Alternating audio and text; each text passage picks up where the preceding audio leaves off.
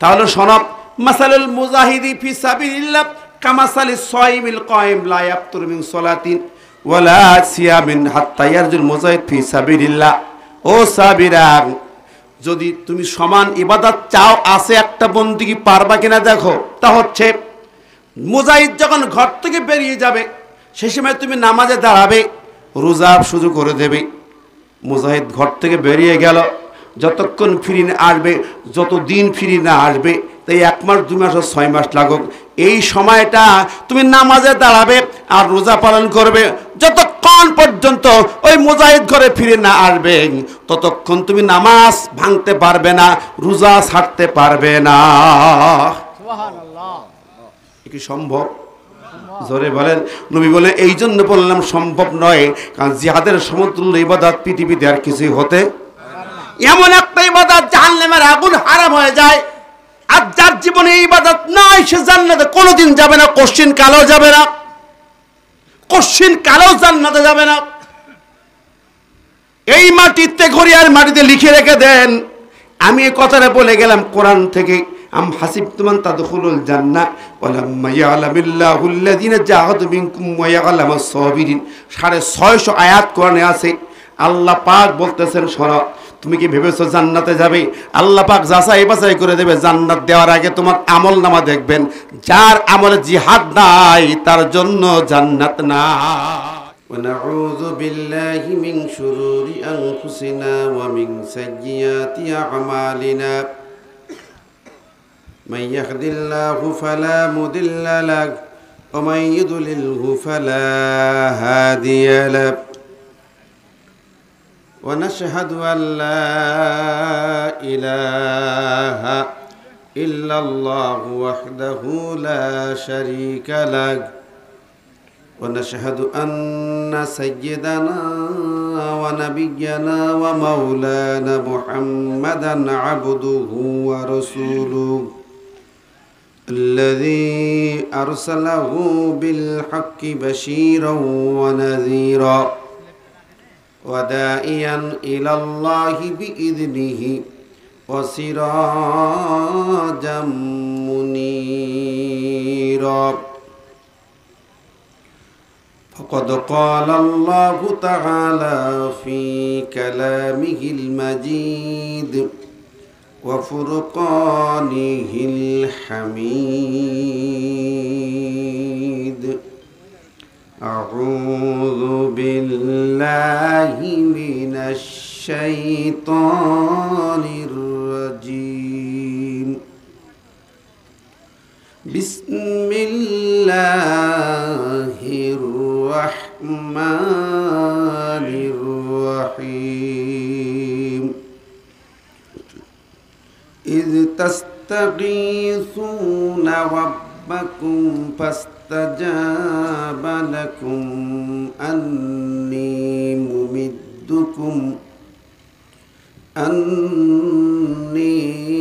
ممدكم بألف من الملائكة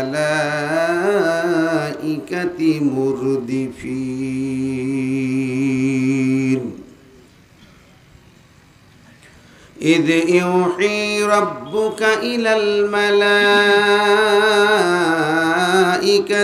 أني معكم فثبتوا الذين آمنوا سألقي في قلوب الذين كفروا الرعب فاضربوا فوق الأعناق واضربوا منهم كل بنان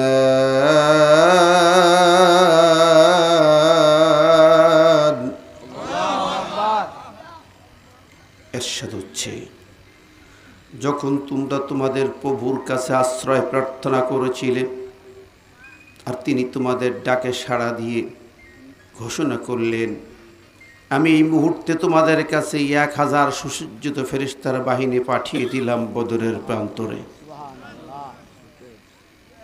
হে রাসূল, তুমি স্মরণ করো তোমার প্রভু তাই মনে রেখো ফেরেশতারা ঈমানদারদেরকে পথ চলার কদমকে সুদৃঢ় করবে, মজবুত করবে।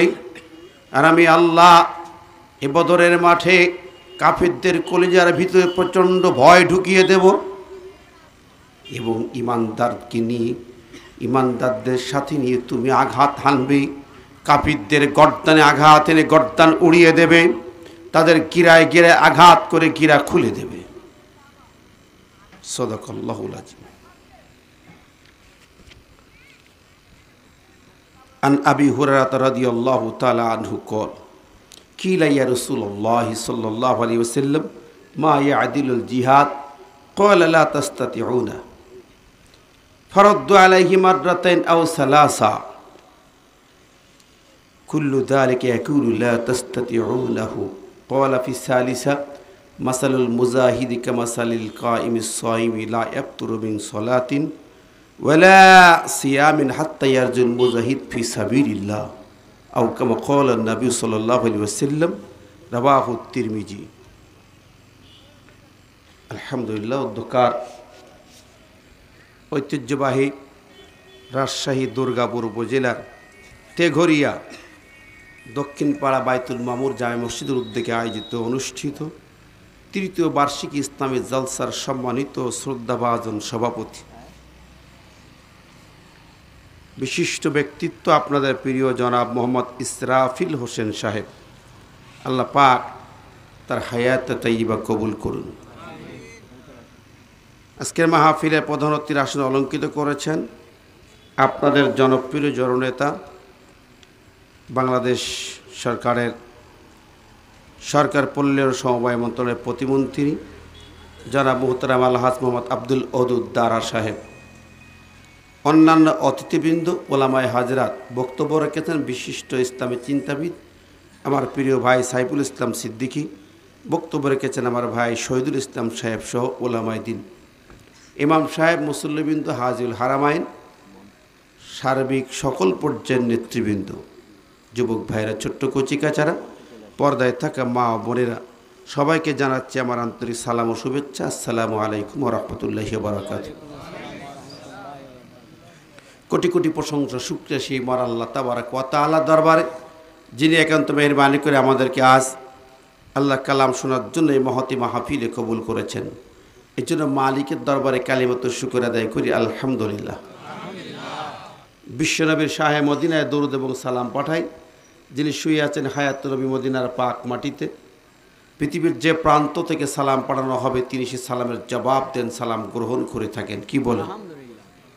বিশ্বাস আছে না নাই? জোরে বলেন। আছে?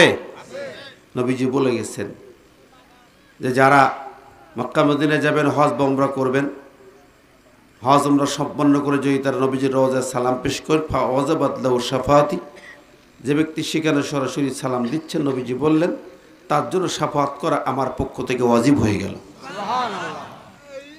এখন যারা যেতে পারলে না, গরিব দুঃখী গ্রামগঞ্জের মানুষ, মন খারাপ হওয়ার কথা তো এটা দিই নাকি? তাহলে আমাদের জন্য কি শাফাআত হবে না? যাইতে পারবো না, শাফাআত কি হবে? সালাম তো আমরা যাইয়ে দিতে পারি না।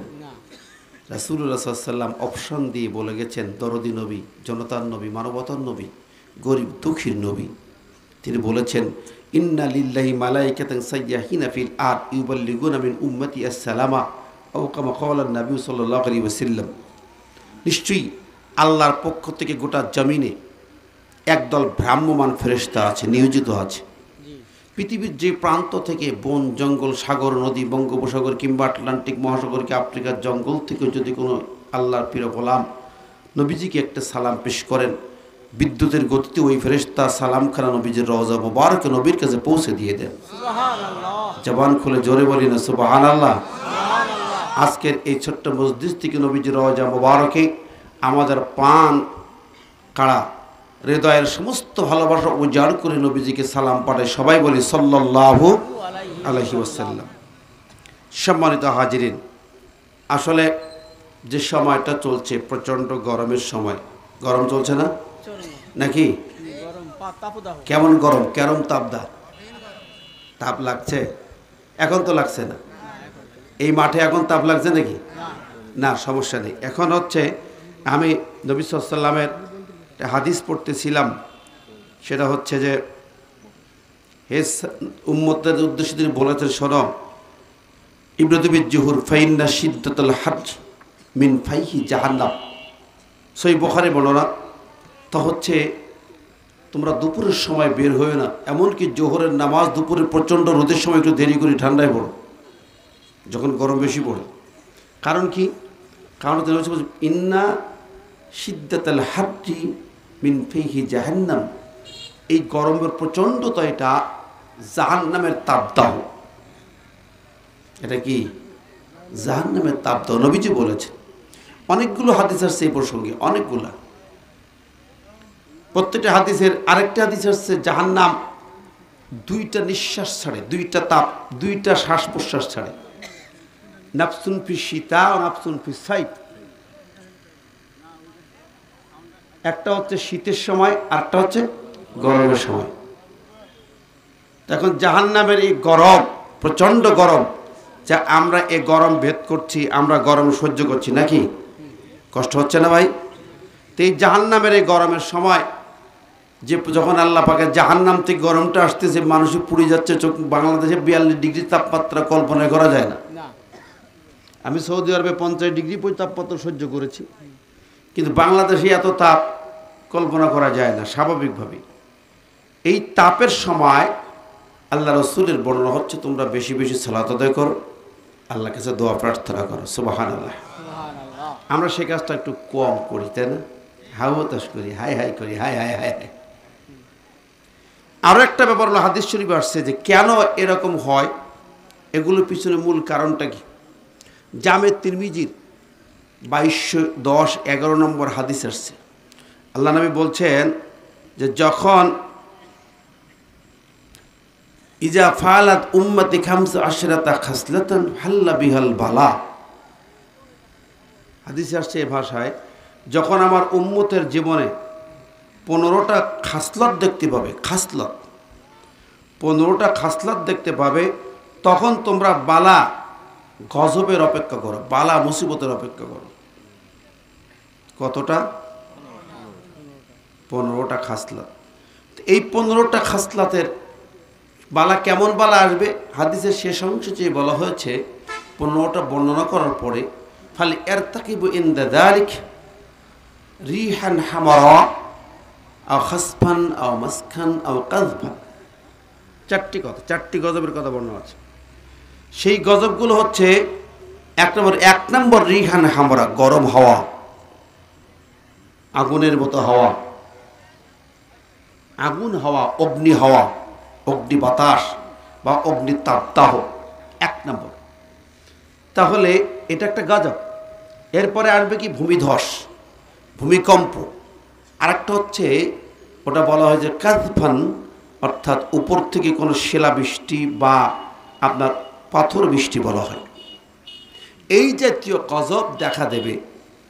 হাল্লা বিহাল বালা, গজব আসাটা অজীব হয়ে যায়, বাধ্যতামূলক হয়ে যায় যখন মানুষের জীবনে 15টা খাসলত দেখা দেবে। কয়টা? কথা বলি, কয়টা? আমার কথা শুনতে পাচ্ছেন? মাইন্ড করছেন না তো? আবার রাগ করছেন না তো? বলা যাবে 15টা খাসলত নবীর হাদিস থেকে। যদি শুনতে চান তাহলে বলি, কিন্তু কেউ রাগ করেন না যেন। তার মধ্যে কিছু কথা এমন আছে যে আমাদের একটু চরিত্রে বর্ণত, যে আমার উম্মতের জীবনে খাসলত মানে কি? বদ অভ্যাস। খাসলত বলতে কি বোঝায়? খাসলত মানে বদ অভ্যাস। তো এই বদ অভ্যাস দেখা দেবে। তা আমাদের জীবনে দেখা দেশে কিনা আমি জানি না, আল্লাহ পাক ভালো জানেন, আপনারা জানেন। বাস্তবতা যদি আমরা হিসাব করি, তো সম্মানিত ভাইরা, আমি আপনাদের সেই হাদিস কেন শোনাতে চাই। আল্লাহ রাব্বুল আলামিনের পিয়ারে হাবিব যে কথাগুলো বলেছেন, আমরা এখন তো অনেক আলোচনা শুনব, কিন্তু এই কথাগুলো আমরা কম শুনি, সচরাচর শোনা হয় কম। আমি এই কথাগুলো আজ 2-3 দিন ধরে চিন্তা করছিলাম, ভাবতেছিলাম আল্লাহ নবী কী বলে গেলেন, বাস্তবতা কী। ফাকিলা ওমা হুন্না ইয়া রাসূলুল্লাহ, সাহাবীরা জি ইয়া রাসূলুল্লাহ, সেই 15টা খাসলাত কী কী? নবীজি বলছেন, ইজা কানাল মাগনামু দুয়ালা, ইজা কানাল মাগনামু দুয়ালা, যখন মাগনাম মানে গনিমত, মাগনাম কি? গনিমত। গনিমত বা ত্রাণ ভাণ্ডার যা আসে, সেটাকে তারা নিজের সম্পদ মনে করে দখল করবে, লুটিপুটি খাবে। ত্রাণ ভান্ডার আসলে লুটপাট কি হয়? করোনার সময় দেখলাম যে তেলের ঢপগুলো খাটের নিচে ভরছে কোনো চেয়ারম্যানেরা। ছিল কি ছিল না ভাই? ছিল এরকম? কোন দেশে ভাই? ও আচ্ছা আচ্ছা, তাও ভালো। বল আমানত মাগনামা, আর রাষ্ট্রীয় কোষাগারের যে সম্পদ আমানত, এইটাকে তারা গনিমত মনে করে ভাগ বড়রা করে নেবে। আমানত রাষ্ট্রীয় সম্পদ ভাগ বড়রা করে খাবে, রিজার্ভ ফান্ড জিরো হয়েও যাবে। কোন দেশে হচ্ছে নাকি শুনি? কোন দেশে? আজকে রিপোর্ট দেখলাম 5টা ব্যাংক থেকে 25,000 কোটি টাকা লুটপাট হয়েছে। পত্রিকায় লিখেছে যে ব্রিটিশরাও 200 বছরেও এত লুটপাট করেনি। ব্রিটিশরা 200 বছরেও এত লুটপাট করেনি। যদি বলেন হুজুর নিউজটা বাস্তব, আমি দেখেছি ফেসবুকে, আমি আবার মাইন্ড করেন না। পত্রিকার একটা কাটিং, পত্রিকার কাটিং এটা দেখেন, আমি কিন্তু এলোমেলো কথা বলছি না। পত্রিকার কাটিংয়ে ব্যাংকে এত লুটপাট ব্রিটিশ সময়েও হয়নি। সিপিডি, বাংলাদেশের অর্থনৈতিক গবেষণা যে সংগঠন, তারা বলছে। যাক, সেটা আমি বলতে চাচ্ছি না। তাহলে কি পরিমাণ লুটতরাজ লুটপাট নাকি ভাই? কারা করে? আমার দেশের কিছু মানুষেরা, ঠিক না ভাই? ঠিক। আল্লাহ হেফাজত করুন, বলে আমিন। কি আমার কথা রাগ করছেন নাকি? মাঝখানে 2-3টে ভাই রাগ করছেন, উঠছেন কেন? এই চরিত্র আছে নাকি তাই উঠতেছেন? ভাবসাব কি যদি কেউ রাগ করে উঠে তাহলে বসবো, তাহলে বলে ওইরকম কাম করে আর কি, লুটিপুটি খায়। ভাই রাগ করেন না জানো, আমি কিন্তু একটু সোজা কথা বলালো, মাইন্ড করে। আমি হাদিস শোনাচ্ছি। ও যাকাত মা গারামা, যাকাতকে জরিমানা মনে করবে, যাকাত দিবে না। যাকাত চাইলে জরিমানা ভাববে, বরং সিঁড়ি সিঁড়ি দেবে, শাড়ি লুঙ্গি কিনে দেয়, তার মাধ্যমে আবার ভোট করে। আছে না ভাই? ভোটে দাঁড়াবে মনে করে যাকাতের শাড়ি লুঙ্গি বিলায়। আমার ভাইরা, আল্লাহর নবী বলতেছেন, চান্নাওয়াতা আর রাজুলু জাওজাতাহু, পুরুষেরা নারীদের গোলামি করবে। আছে নাকি ভাই? আছে। পুরুষেরা নারীর গোলামি করবে, মহিলা লিডার হবে, পরিবারের নেত্রী হবে মহিলা, সমাজও হবে মহিলা, রাষ্ট্র হবে মহিলা। কার কথা? রাসূলের কথা। আল্লাহু আকবার। বিশ্বনবী বলেন, শোনাব, ওই সময় ওয়াক্কা উম্মা ওয়া বাররা সাদিকা ওয়াসফাআবা, পরিবারের ছেলেদের কথা বললেন, শোনো, মায়ের অবাধ্য হবে সন্তান। আর 6 নম্বর বললেন, বাবাকে ধরে মারবে, কষ্ট দেবে সন্তান। 7 নম্বরে বললেন, ওই সন্তানগুলা বন্ধু বান্ধবী নিয়ে ছুটে ছুটে আনন্দ করে বেড়াবে। আছে না বন্ধুরা? এগুলো বাস্তবতা, আপনারা গ্রামগঞ্জেও সাক্ষী, ঠিক নেবে? ঠিক। রাসূলুল্লাহ বলেন, শোনাব, ওই সময় ওয়ারতাফাদিল আসওয়াতু ফিল মাসাজিদ, মসজিদের ভিতরে হইচই হবে, শোরগোল হবে। মসজিদের ভিতরে হইচই হবে, শোরগোল হবে, গন্ডগোল হবে। আছে না নাই? এই গত জুমার দিন যশোরে একটা মসজিদে মারামারি হয়েছে। আমি গেলাম, শুনলাম। গত বছর শুনছিলাম আমার এলাকায় একটা মসজিদে মারামারি, শুধু না, মামলা, জেল খাটাখাটি হয়ে গেল। কমিটি গঠন নিয়ে গন্ডগোল। সুদখোর বলে সভাপতি হব, আর গমসর বলে আমি সভাপতি হব। আজকাল হয়েছে এই গন্ডগোল। আমার ভাই বন্ধুরা, বিশ্বনবী বলতেছেন, অশুরিবাতুল খুমুর, মদের সরাসরি হবে। মদ, গাঁজা, ফেন্সিডিল আছে? আছে বন্ধুরা। শহরে বন্দরে নয়, গ্রামগঞ্জ ছড়াই গেছে। আল্লাহর নবী বলেন, শোনাব, আলবিসাল হারির, অবৈধ পোশাকের সরাসরি। পোশাক কি অবস্থা?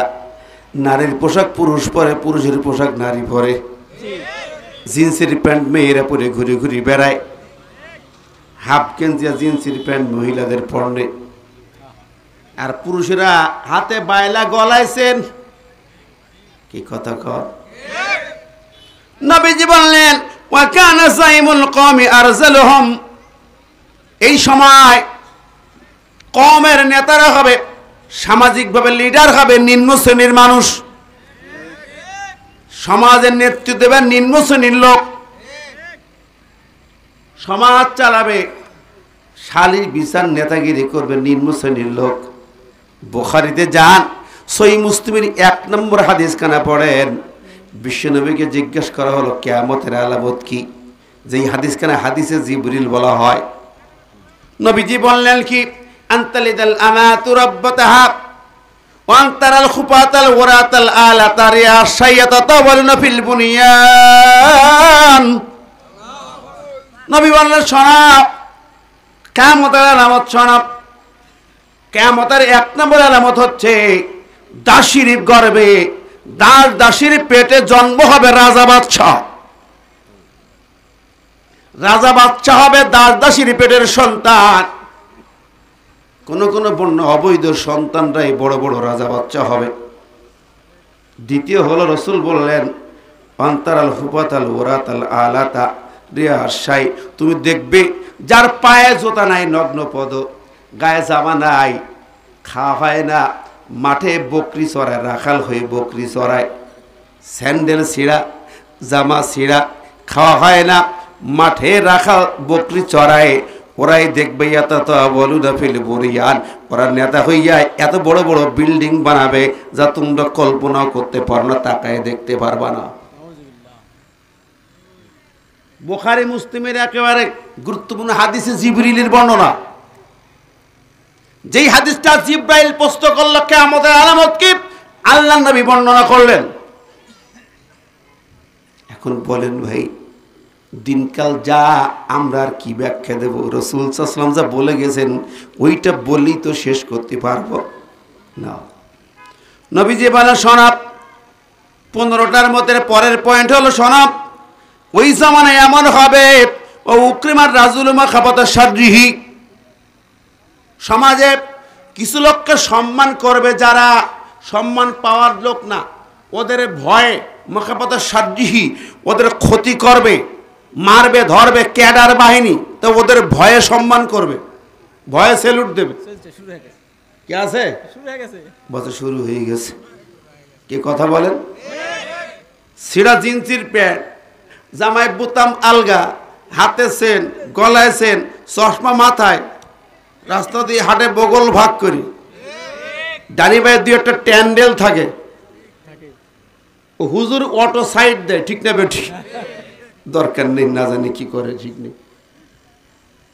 আপনাদের এলাকায় নেই ভাই, আছে অন্য জায়গায় আছে। আমি নবীর হাদিস বলছি, আমি কিন্তু আপনাদের কারো এলাকার কথা বলছি না ভাই, রাগ করেন না যেন। আমি হাদিস বলছি, কি কথা কর নাকি? হাদিস শোনেন, আমি হাদিস নাম্বার তো বলে দিলাম, দেখি নিয়ে সমস্যা হলে। নবীজি কি বললেন আরো দেখেন, সোনা জাতির লোকেরা উত্তখি জাতিল কায়নাত ওয়াল মাআজিব, এই সময় বাদ্যযন্ত্র আর গায়িকাদের সম্মানের চেয়ারে বসানো হবে। গায়িকা নায়িকারা সম্মানের চেয়ারে বসবে, আছে না নাই? আছে। বুকটা ফাইটা যায়, কলজা উড়ে যায়, তারাই ভালো চেয়ার পায়। কি কথা কয় না? নায়ক নায়িকা খেলোয়াড়রাই যাচ্ছে বড় চেয়ারে। কোন দেশে? ওরে না ভাই, আফ্রিকার এক দেশে। নবীর হাদিস, ওই জাতীয় লোকেরা সেখানে কেন যাবে, কোন কারণে যাবে? 4.5 পাস,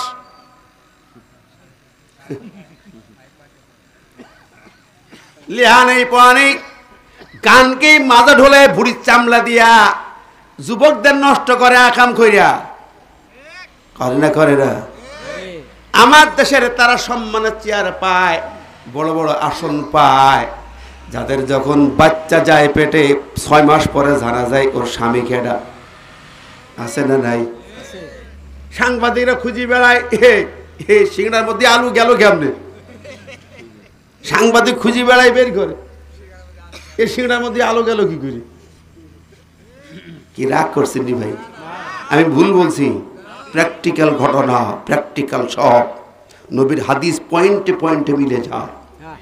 কথা বলেন, জোরে বলেন। ও ভাই বন্ধুরা, সেই জামানায় রাসূল সাল্লাল্লাহু আলাইহি ওয়াসাল্লাম বলেছেন জিনার ছড়াছড়ি হবে, ইদা কাসুরাল খাবাস, জেনা ব্যভিচার ভরে যাবে ঘরে ঘরে, হোটেলে হোটেলে, অফিসে অফিসে। আছে না নাই? আছে। প্রিয় হাজিরিন, তখন বালা ওই গজব আশাটা, আল্লাহর পক্ষ আশাটা অজীব হয়ে যাবে, অবধারিত হয়ে যাবে। প্রিয় বন্ধুরা, কলিজার টুকরা ইমানদার ভাইরা, আমার আপনার ইমান কতটুকুন কোন জায়গায় আছে হিসাব করার সময় এখন। হিসাব করেন, নইলে খবর আছে। জোরে বলেন, ঠিক না বে ঠিক? এত অন্যায় অপকর্ম হবে আর চোখ বন্ধ করে আপনি থাকবেন? আপনার পাশে আপনার সন্তান বা পাশের মানুষ যা ইচ্ছাতে করে বেড়াচ্ছে, আপনি চুপ করে তাসবিহ তাহলিল টিপবেন, আল্লাহ বিল্লাহ করবেন, সুন্দর মসজিদ বানায়া, টাইলস লাগায়া, সাজাইয়া, এসি খাটাইয়া বাতাস খাচ্ছেন, সুবহানাল্লাহ সুবহানাল্লাহ, আর সারা সমাজ গোল্লায় যায়। এই ইবাদতের পাই পয়সা দাম আল্লাহর কাছে নয়, পাই পয়সা দাম নাই। আমার ভাই বন্ধুরা, আমার প্রিয়রে হাজিরিন, আমি আপনাদের সামনে নবীজির এই হাদিসের কথাটা এই জন্য আনলাম, পরিবেশ পরিস্থিতির আলোকে। আজ দেখেন দুবাইতে পানিতে ভেসে যাচ্ছে, গেছে না ভাই? শোনেন ও বন্ধুরা, কেউ গরমে কষ্ট পাচ্ছেন, রাগ করে কোনো ভাই উঠেন না, যুবক ভাইরা বসেন। আমার মূল আলোচনায় আমি যাইনি এখন, এবার যাব সেখানে। দুবাই পানিতে ভেসে গেছে, এয়ারপোর্ট পানিতে ভাসছে, বিমানগুলো পানিতে ভাসছে, 950 ফ্লাইট ক্যান্সেল হয়েছে, 950 ফ্লাইট ক্যান্সেল। দুবাইতে আরব আমিরাত, ব্যাপারটা কি?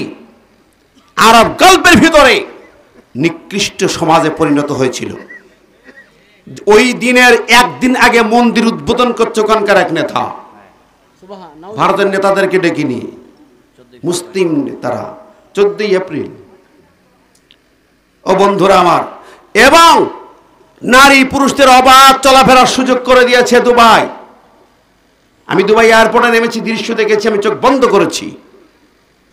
আমার ভাই বন্ধুরা, আজকে সেখানে দেখলাম এই গরমের সময় যেখানে গরম পড়ার কথা, পানি দিয়ে ভাসাই দিয়েছে লক্ষ লক্ষ গাড়ি রাস্তায়, ঢেউয়ের ভিতরে, পানির ভিতরে। কার খেলা? জোরে কর না, কার খেলা? আর আপনার আমার এখানে গরমের খেলা কে দিচ্ছেন? সবই কার হাতে? জোরে কর না, কার হাতে? এখন পানি চাওয়ার জন্য বিভিন্ন জায়গায় নামাজে হচ্ছে, পানি চাওয়া চাওয়ি হচ্ছে, নামাজ, বৃষ্টি প্রার্থনা, দোয়া নামাজ হচ্ছে না ভাই? ইস্তেসকার নামাজ হচ্ছে না? কার কাছে পানি চান? আল্লাহর কাছে। কেন সারা বছর চাও না তার কাছে, এখন আল্লাহর কাছে চাও কে? এই তো পয়লা বৈশাখে বলি এসো হে বৈশাখ, বরণ করার জন্য সব মঙ্গল শোভাযাত্রায় নামলে পয়লা বৈশাখে। আল্লাহ দিছে শোভাযাত্রায়, এখন আবার আল্লাহর কাছে পানি চাবা কে? শোভাযাত্রা দাও, মঙ্গলে যাও। কথা বলেন, আমার কথা রাগ হয়? হে বাংলার মুসলমান, ফতোয়া দিয়েছে ধর্ম যার যার, উৎসব সবার। এইসব ফতোয়া দিয়া মুসলমানদের পয়লা বৈশাখে মঙ্গল শোভাযাত্রা নিয়েছ, সম্পূর্ণ শিরকি কায়দায় ঢোল তাবলা গান বাজায় পান্তা ভাত খেয়েছ। হে মুসলিম বিল্লাহ, কার কাছে চাও? এখন পানি চাবে আল্লাহর কাছে। পানি কার হাতে? আল্লাহর হাতে। জোরে জোরে বলেন না, কার হাতে? ক্ষমতা কার হাতে? পয়লা বৈশাখ মনে ছিল না? রাগ করছেন? আপনারা ভালো মানুষ, কিন্তু এই মুসলিম সমাজের 80% মানুষ তো ওই স্রোতে জড়াচ্ছে, ঠিক না বে ঠিক? সুতরাং এই জাতীয় অপসংস্কৃতি বন্ধ করো। পয়লা বৈশাখে দৌড়েছো মঙ্গল শোভাযাত্রা নিয়ে, 14 ফেব্রুয়ারি দৌড়েছো ফুল নিয়ে, না আপনার পাক কাজে। 5 কোটি ফুল 14 ফেব্রুয়ারি বাংলাদেশে বিক্রি হয়েছে, 5 কোটি ফুল। বাবা মাকে কোনো সন্তান দেয়নি, বাবা মা সন্তানকে ফুল দেয়নি, স্বামী তার স্ত্রীকে ফুল দেয়নি, স্ত্রী তার আপন স্বামীকে ফুল দেয়নি। দিছে? আপন স্বামীর দিছে? কোন স্বামীর দিছে? কথা কন। তাহলে এই 5 কোটি ফুল যে অবৈধ কাজে মুসলমান ব্যয় করেছ, তাই 14ই ফেব্রুয়ারি এইভাবে আকাম কোকাম করেছ, লক্ষ লক্ষ কন্ডম বিক্রি হয়েছে 14ই ফেব্রুয়ারি। ওটা ভালোবাসা দিবস নয়, জেনা দিবস, ধর্ষণ দিবস, আকাম দিবস, শয়তানি দিবস। মুসলমানের সন্তান কেমনে করো? পয়লা বৈশাখ করো, 14ই ফেব্রুয়ারি করো, অতি 31 নাইটে আকাম করে বেরো সারা রাত। ও মুসলমান, আর কত আকাম দেখাবে? হাই রে বাংলার মুসলমান, ওয়াজ মাহফিল করতেছে আবার হাজার হাজার, ওদিকেও আছে এদিকেও আছে, কথা কয় না কেন? গানের ভ্যান্ডেলে আছে, পয়লা বৈশাখ মঙ্গল শোভাযাত্রা আছে, 14ই ফেব্রুয়ারি ফুল দিয়ে আছে, 31 নাইটে আছে, ওদিকে সমস্ত সিনেমা হলে আছে, তাফসীর মাহফিলও আছে। সব গুইয়ে মাসি জাত। গুইয়ে মাসি বোঝেন? আপনারা কি মাসি বলেন? আমরা সাতক্ষীরা খুলনা মানুষ, ওটা বলি গুইয়ে মাসি, মোটা মোটা মাসি, পায়খানায় বসে, আবার কিন্তু হোটেলে সন্দেশেও বসে। বসে না সন্দেশে? কেউ সন্দেশ মাসি বলে? সন্দেশ মাসি বলেন? নাটারের কি হয়েছে কাঁচাগোল্লার মাসি বলেন? কি বলেন? গুইয়ে মাসি, যে পায়খানায় বসে। কাজেই মুসলমান যতই এদিকে মুসলমান ধর্মসভায় আসো, জলসায় আসো, তাফসিরে আসো, কিন্তু ওই যে পায়খানায় বসো, তুমি গুইয়ে মাসির জাত। কথা বলেন ঠিক না ঠিক? অতএব বাংলার মুসলমান আমি বলতে চাই, শোনান, এই সমস্ত অন্যায় ফিতনা খারাপ কাজ আকাম বন্ধ করে এক আল্লাহর গোলামি ধরতে হবে, এক আল্লাহর কোরআন মানতে হবে, কোরআন দিয়ে ব্যক্তি পরিবার সমাজ রাষ্ট্র চালাতে হবে, আমার দেশ চলতে হবে কোরআন দিয়ে। পার্লামেন্টে যতদিন কোরআন না যাবে ততদিন এই ফিতনা খারাপ কাজ দূর হতে পারে না। রাজি আছেন? কারা কারা 2 হাত তুলে দেখান তো, এই জোর দে।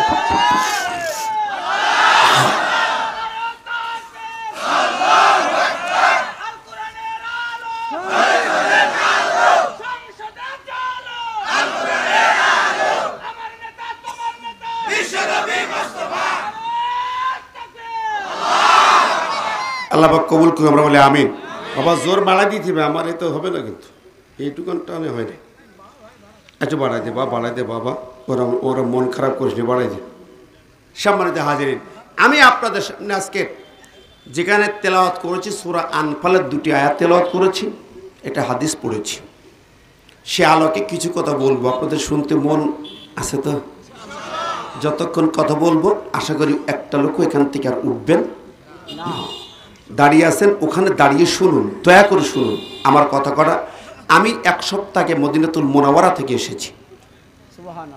আমি সেই আলোকে আপনাদের সামনে সূরা আনফাল থেকে তেলাওয়াত করেছি। কেন? বাস্তবতা আমার মনটা সেখানে শুধু না, আমি কেন আলোচনা নিয়ে এসেছি যে আয়াত 2টা শানে নজুল যদি বলি, বাস্তবতা নিয়ে আসি, আপনারা বুঝতে পারবেন ইনশাআল্লাহ। তবে একটু মনোযোগ দিয়ে শুনবেন।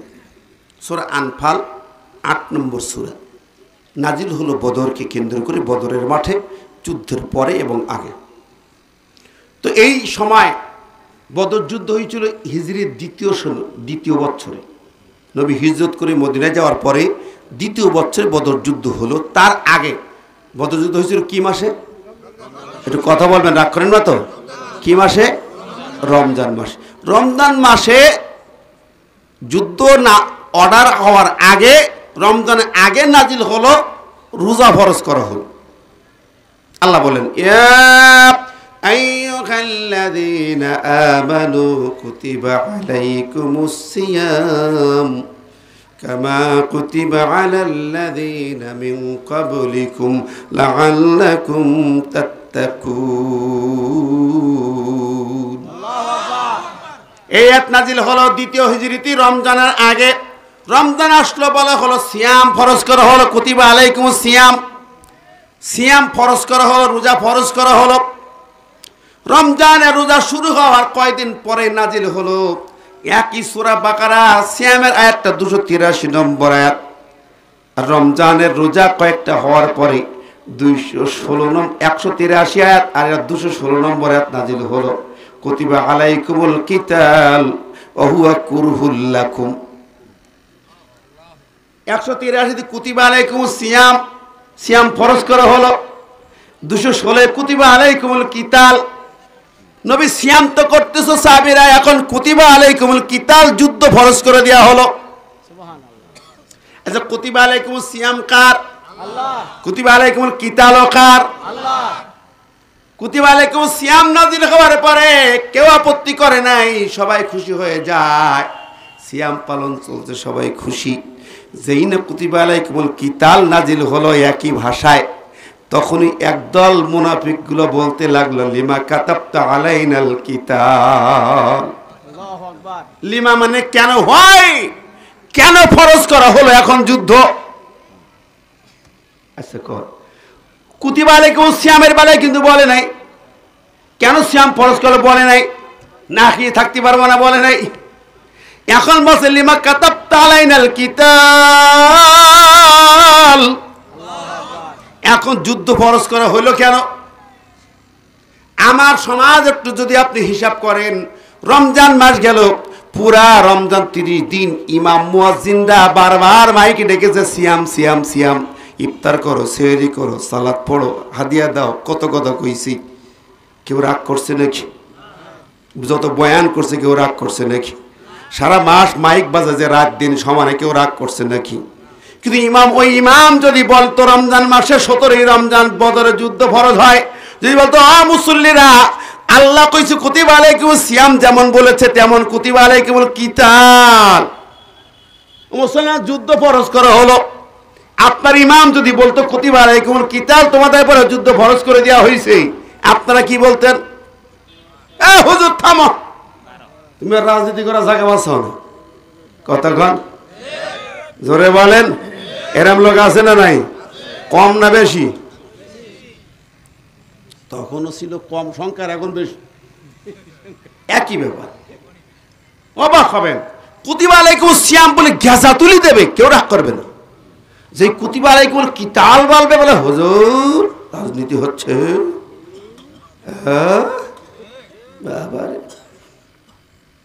একই কাজ যে আল্লাহ বলে আকিমুস সালাত, কি বলছে আল্লাহ? নামাজ কায়েম করো। হুজুর যতক্ষণ নামাজ কায়েমের বয়ান করবে ততক্ষণ আপনি কিছু বলবেন না। কিন্তু হুজুর যদি বলে আকিমুদ্দিন, দিন কায়েম করো, আকিমুস সালাত আল্লাহ, আকিমুদ্দিনও আল্লাহর হুকুম। সালাত কায়েম করো বললে তোমার কষ্ট লাগে না, আকিমুদ্দিন, দিন কায়েম করো, আল্লাহর আইন দিয়ে বিচার করো, সমাজের বিচার, ও মেম্বার বিচার করবা আল্লাহর আইন দিয়ে, আকিমুদ্দিন কায়েম করো। সেই বলবে হুজুর রাজনীতি শুরু করে দিয়েছেন, কথা বলেন। কায়দা দেখেন, আল্লাহর হুকুম একটা বলে, ওকে আর একটা বলে না। আপনি যতক্ষণ বয়ান করবেন আনিবুদুল্লাহ ওয়াস্তানিবুত তাগুত, এক আল্লাহর ইবাদত করো, তাগুত বর্জন করো, দুটো কথা। আল্লাহর ইবাদতের বয়ান হবে বাবা, ফজিলতের বয়ান হবে, ইবাদতের বয়ান হবে, মুসল্লি খুশি হয়ে যাবে। অস্তানিবুত তাগুত যেই বলবে তাগুত বর্জন করো, আল্লাহ বিরোধী আইন দিয়ে যারা সমাজ চালায়, বিচার চালায়, দেশ চালায়, ওরা তাগুত। ওদের সঙ্গে দল করা যাবে না, ওদের পার্টি করা যাবে না, ওদের ধারে কাছে যাওয়া যাবে না। আমার কথাটা আল্লাহ কইছে তাই বলছি, আল্লাহ বলছে কথাগুলা। তখনই বলবে হুজুর থামো, আমরা সব দলের লোক আছি মসজিদে, এখানে তুমি ওই সমস্ত কথা রাখো, কথা বলেন। আল্লাহ কোরআনের এক অংশ বললে আপনি খুশি, আর এক অংশ বললে আপনি বেজার। ব্যাপারটা কি? আমার কথা রাগ করছেন না তো? একটু ব্রেনে নেন দয়া করে, আপনার ইমানটা কোথায় আছে দেখেন না। আপনার ইমান আছে কোন জায়গায়? কোন এক অংশ মানেন আর এক অংশ মানেন না, আপনার ইমান নাই, আপনার ইমান নাই, আপনি কাফেরের তালিকায়, আপনি জাহান্নামের অধিবাসী। আমার বন্ধুরা ভাইরা, আল্লাহর নবী যখন কুতিবা আলাইকুমুল কিতাল বললেন, গুটি কয়েক মুনাফিকরা বিভিন্ন প্রশ্ন তুলেছেন, নবীর সঙ্গে সাহাবীরা রেডি হয়ে গেছে, মুখলেস ইমানদার যারা তা রেডি হয়ে গেল।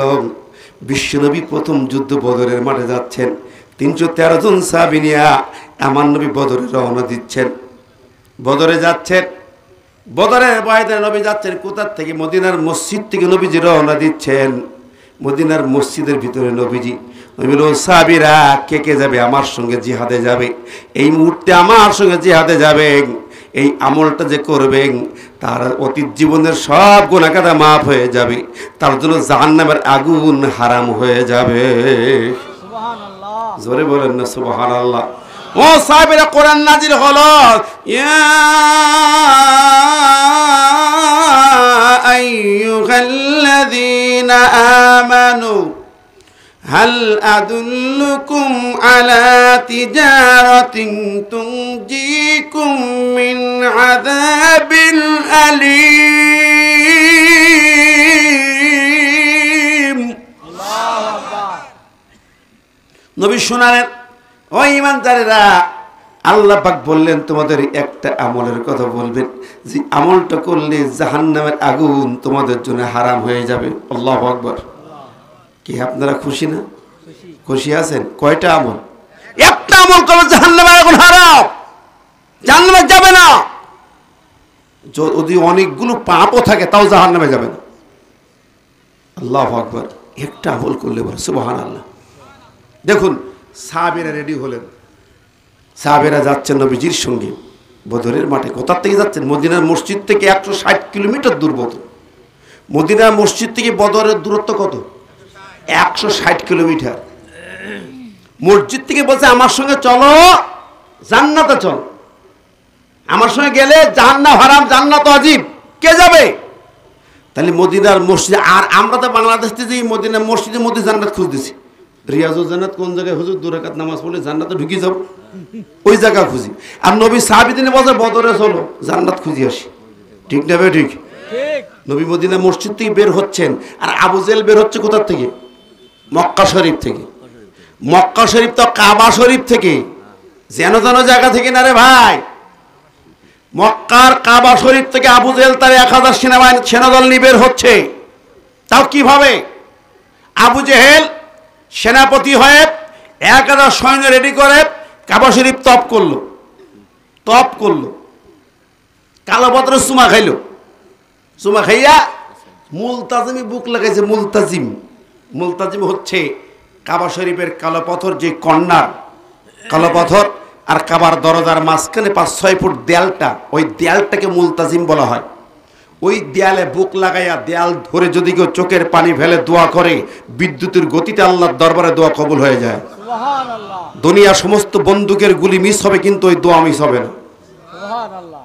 জোরে বলেন না সুবহানাল্লাহ। কি আপনারা দুর্বল হয়ে গেছেন নাকি ভাই? মন খারাপ করছেন নাকি? ওই জায়গায় আবু জেহেল দোয়া করতেছে। আবু জেহেল দোয়া ওই জায়গায় করে। ও মা, কি মনে করলেন ও জেনাধানের লোক নাকি? হ্যাঁ, আবু জেহেলের দোয়া তার জীবনে 2টা ভাইরাল দোয়া কবুল হয়। আবু জেহেলের 2টা দোয়া কবুল হলো। 2টা দোয়া, গুরুত্বপূর্ণ 2টা দোয়া। একটা হলো বদর যাওয়ার সময়, আর একটা হলো কাবা শরীফ নির্মাণ করার সময়। শুনলে তো অবাকই লাগে যে হুজুর ব্যাপার কি, তাহলে ওরা কাফের হলো কি করি? ওদের ডাইরেক্ট দোয়া কবুল, এবার কাফের। কাবা ঘর নির্মাণ করছে, তাহলে তারা কাফের না?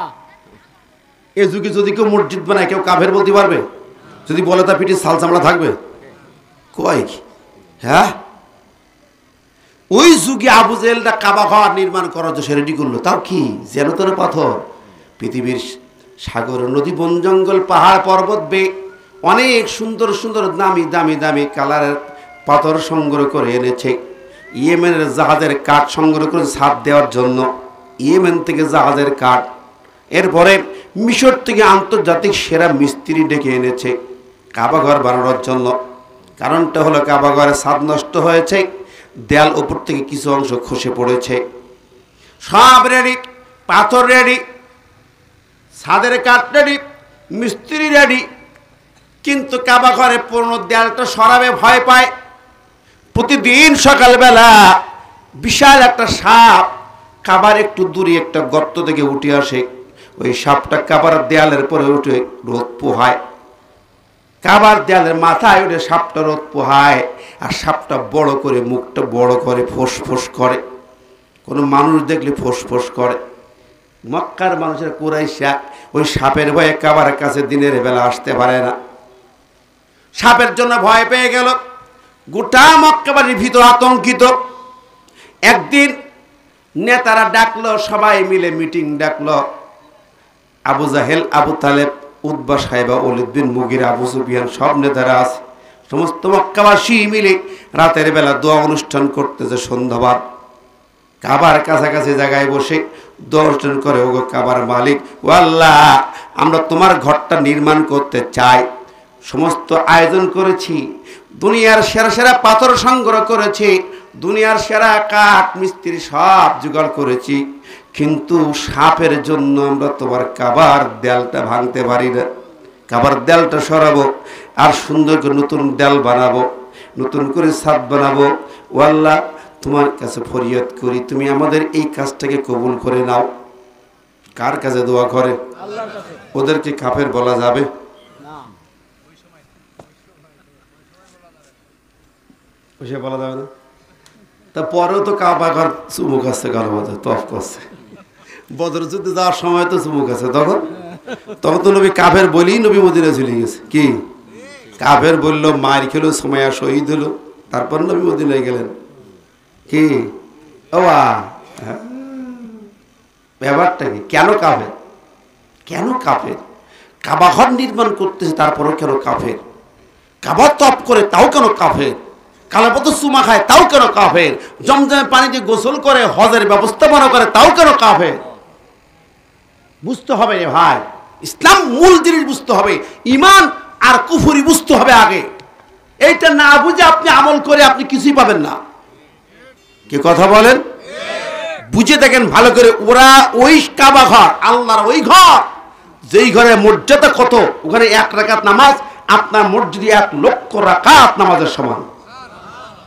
চারটিখানি কথা, তাহলে এর চেয়ে 1 লক্ষ গুণ বেশি দাম না ওখানে? অবশ্যই। সেই কাবার কমিটির নেতা ওরা আল্লাহর কাছে ফরিয়াদ করে, কাবার মালিক, ও কাবার মালিক, আমরা তোমার ঘরটা সুন্দর করতে চাই, তুমি দোয়া কবুল করো, কাজটা কবুল করে নাও। আর যদি তোমার পছন্দ হয়, কবুল করো আমাদের দোয়া, তাহলে সাপটাকে তুমি উঠায় নাও। ওই সাপের ভয়ে আমরা যাইতে পারি না।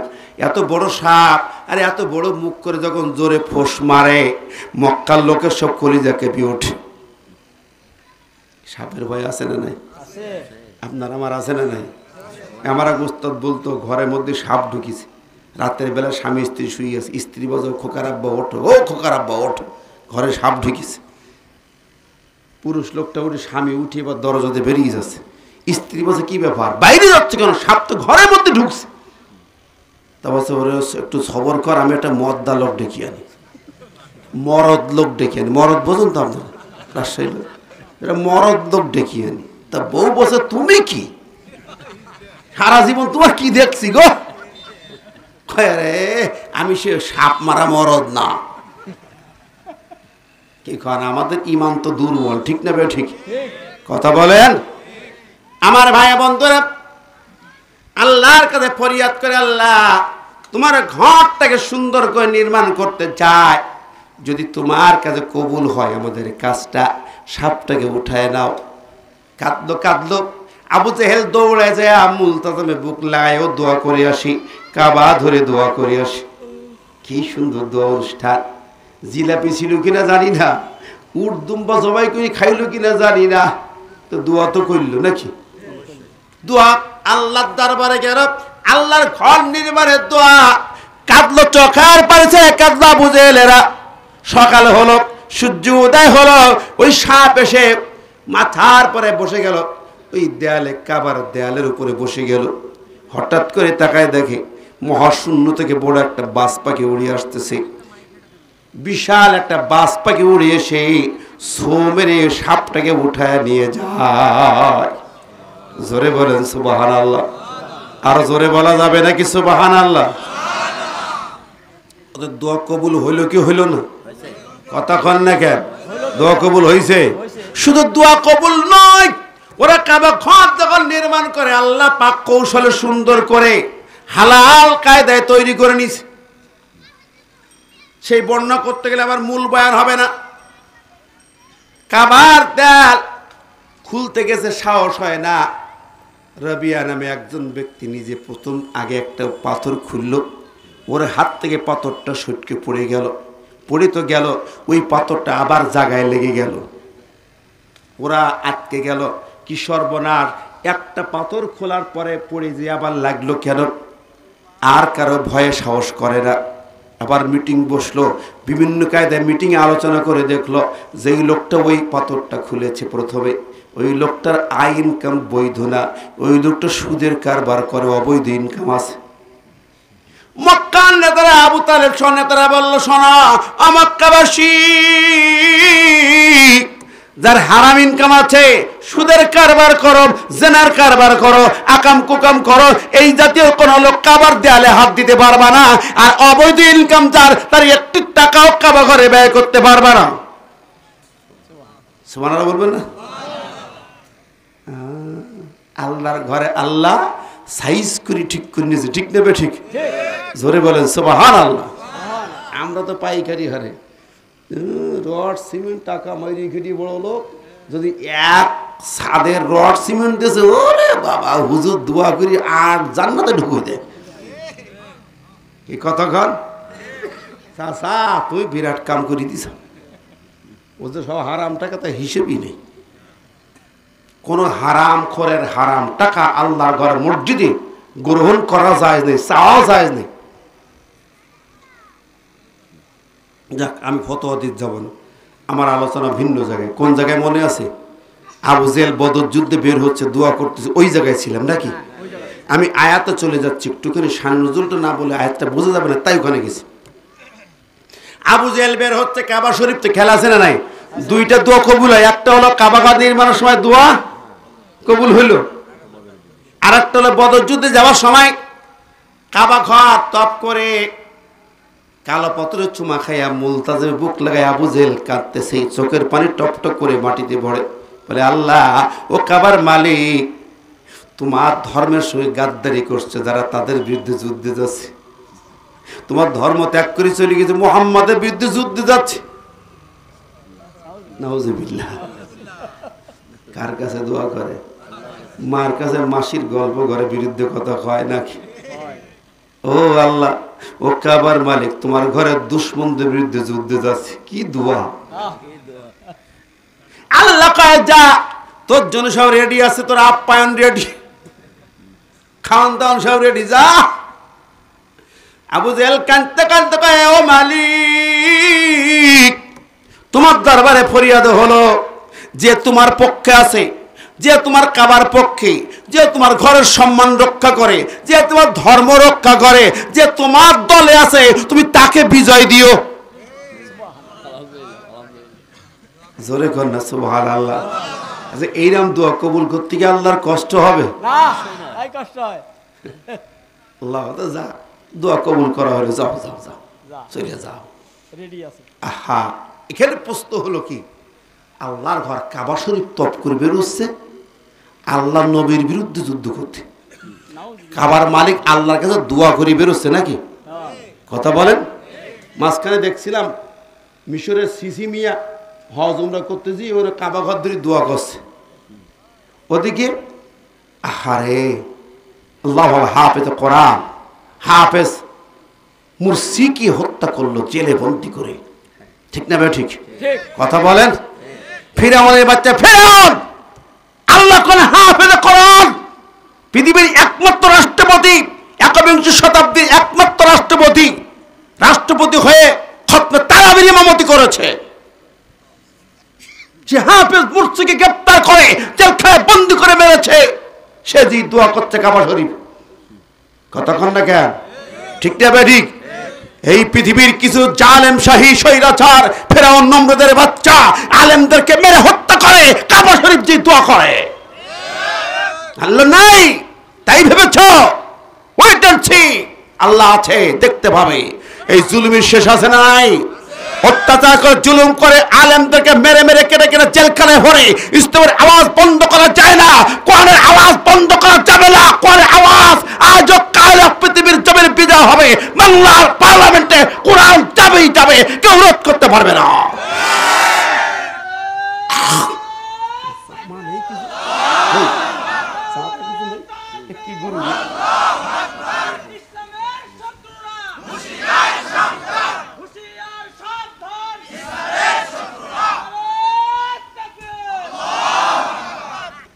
আল্লাহ রাব্বুল আলামিন পৃথিবীবাসীকে হেফাজত করুক, আমিন।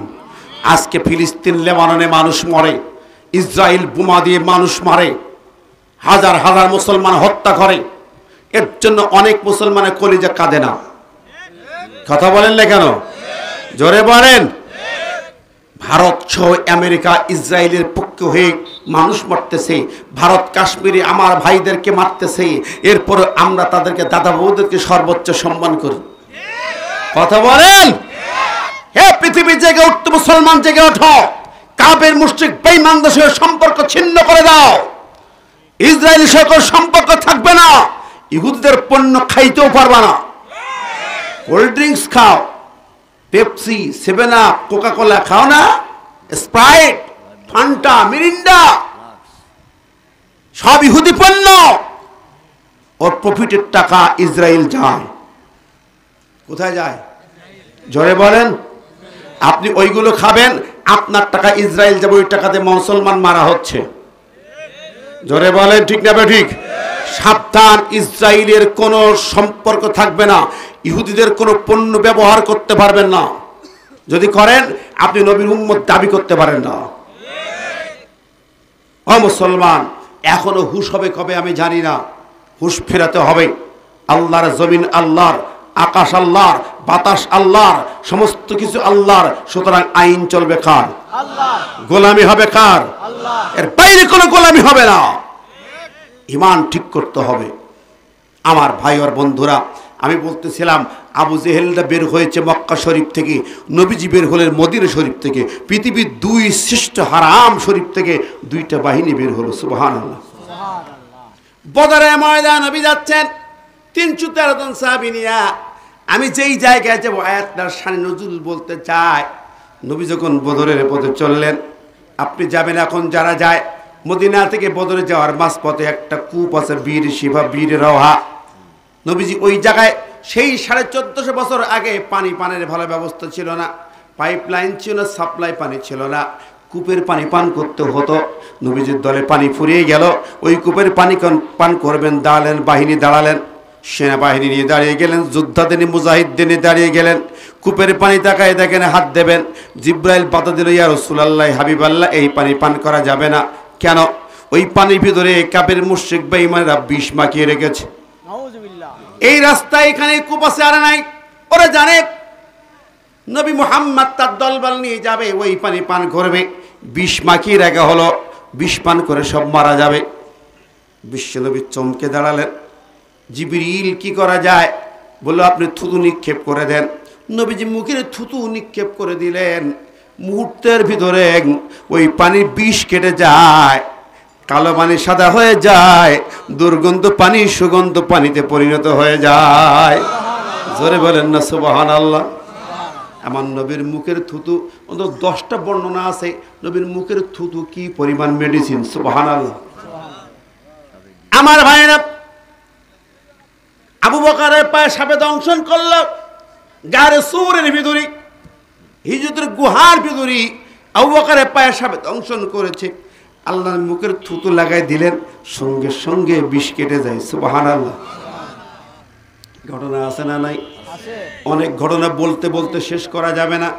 ও ভাইরা আমার, বন্ধুরা আমার, বিশ্বনবী সাল্লাল্লাহু আলাইহি সাল্লাম পানি পান করলেন, মশকে পানি নিলেন, বদরের ময়দানে পৌঁছে গেলেন। বদর যুদ্ধে যাবার পরে নবীজি 16ই রমজান রাতের বেলা ঈশান নামাজের পরে সাহাবীদের বলেন, তোমরা ঘুমাও, কেউ জেগে থাকবে না। একটা বর্ণনা দিয়ে জিহাদের জন্য উদ্বুদ্ধ করলেন। আমার বন্ধুরে, মদিনা থেকে যাওয়ার সময় একজন সাহাবী প্রশ্ন করে, ইয়া রাসূলুল্লাহ, মা ইয়াদিলুল জিহাদ। যে হাদিসটা আমি পড়েছি তিরমিজির 1619 নম্বর হাদিস, বুখারী মুসলিম সব কিতাবে আছে। একজন সাহাবী জিজ্ঞেস, কি লা ইয়া রাসূলুল্লাহ, মা ইয়াদিলুল জিহাদ? ক্বালা লা তাস্তাদিউনাহু। এক সালে নবীজি, আমি জিহাদে যাব না, জিহাদের সমতুল্য কোন ইবাদত আছে সেই ইবাদতটা আমি করব। আমি জিহাদের মাঠে যাব না, কিন্তু এমন একটা ইবাদত বলেন যে ইবাদত করলে পরে আমার জিহাদের সমান সওয়াব হবে। এরকম অনেকে আছে না, হুজুর আমি তো পারি না, তো আমার একটু বলেন, বাড়ি বসে বসে এমন কাজ করি। তোমরা তো সক্ষম হবে না। একবার দুইবার নয়, 3বার নবী একই জবাব দিলেন। তৃতীয়বার প্রশ্নের পরে এবার নবীর সাহাবীরা তাহলে শোনো, মাসালুল মুজাহিদি ফি সাবিলিল্লাহ কামাসালিস সাইমিল কায়েম লা ইয়াফতুরু মিন সালাতিন ওয়ালা সিয়ামিন হাত্তা ইয়ারজুল মুজাহিদ ফি সাবিলিল্লাহ। ও সাহাবীরা, যদি তুমি সমান ইবাদত চাও, আছে একটা বন্দেগী পারবা কিনা দেখো। তা হচ্ছে মুজাহিদ যখন ঘর থেকে বেরিয়ে যাবে সেই সময় তুমি নামাজে দাঁড়াবে, রোজা শুরু করে দেবে। মুজাহিদ ঘর থেকে বেরিয়ে গেল, যতক্ষণ ফিরে না আসবে, যতদিন ফিরে না আসবে, তাই 1 মাস 2 মাস 6 মাস লাগুক, এই সময়টা তুমি নামাজে দাঁড়াবে আর রোজা পালন করবে। যতক্ষণ পর্যন্ত ওই মুজাহিদ ঘরে ফিরে না আসবে ততক্ষণ তুমি নামাজ ভাঙতে পারবে না, রোজা ছাড়তে পারবে না। কি সম্ভব? জোরে বলেন। নবী বলে এই জন্য বললাম সম্ভব নয়, কারণ জিহাদের সমতুল্য ইবাদত পৃথিবীতে আর কিছুই হতে, এমন একটা ইবাদত জাহান্নামের আগুন হারাম হয়ে যায়। আর যার জীবনে এই ইবাদত নাই সে জান্নাতে কোনোদিন যাবে না, কোশ্চিন কালেও যাবে না, কোশ্চিন কালেও জান্নাতে যাবে না। এই মাটিতে ঘরিয়ার মাটিতে লিখে রেখে দেন। আমি এই কথাটা বলে গেলাম কোরআন থেকে, আম হাসিবতুম আন তাদখুলুল জান্নাহ ওয়ালাম্মা ইয়ালামিল্লাহুল্লাযিনা জাহাদু মিনকুম ওয়া ইয়ালামাস সাবিরিন। 650 আয়াত কোরআনে আছে। আল্লাহ পাক বলতেছেন, শোনো, তুমি কি ভেবেছো জান্নাতে যাবে? আল্লাহ পাক যাচাই বাছাই করে দেবে। জান্নাত দেওয়ার আগে তোমার আমলনামা দেখবেন, যার আমলে জিহাদ নাই তার জন্য জান্নাত নাই। আল্লাহ পাক আমাদেরকে কবুল করুন, জোরে বলেন না আমিন। আসুন আমার ভাইরা, নবীজি বদরের মাঠে পৌঁছে গেলেন, সাহাবীদেরকে ঘুমাই দিয়া নবী ঘুমান নাই। কয়েকজন যুবককে বদরের মাঠে গোয়েন্দা বিভাগের দায়িত্ব দিলেন। নবী বললেন, টয়লেট বানাও কম, চুলা বানাও বেশি। সব রেডি করে ঘুমাইলেন। নবীজি ঘুমাবেন, সাহাবীদের ঘুমাই দিয়া আল্লাহ নবী ঘুমান নাই।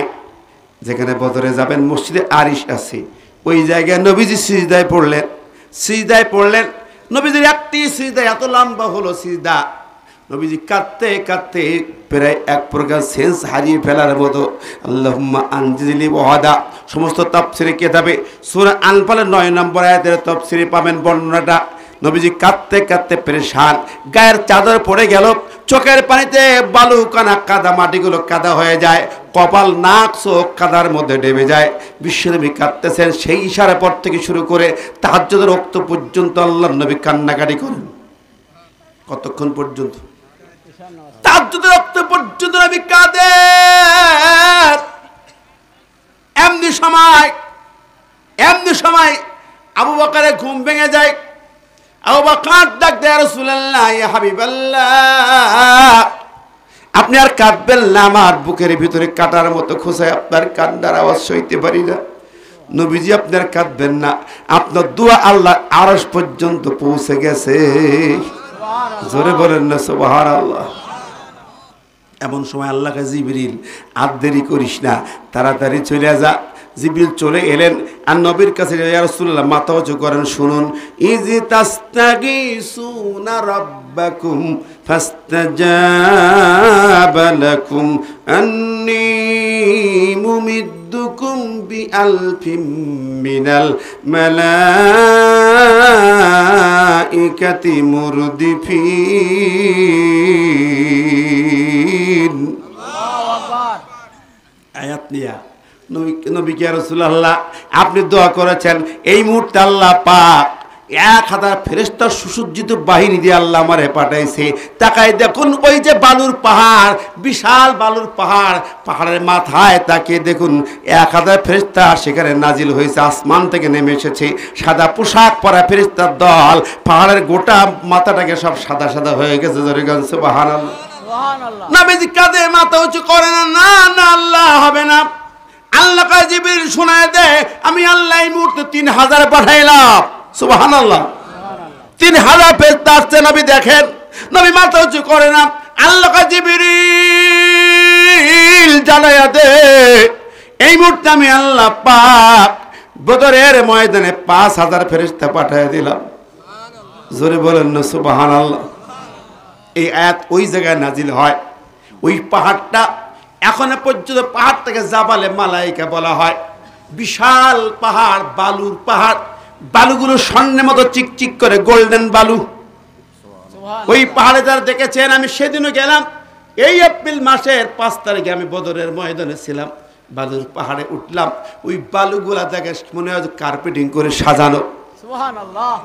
যেই ফেরেশতা নাজিল হলো 5000, আল্লাহ পাকের ওই ফেরেশতা এখনো বদরের মাঠে, ওই পাহাড়ের মাথায় ফেরেশতারা এখনো আছে।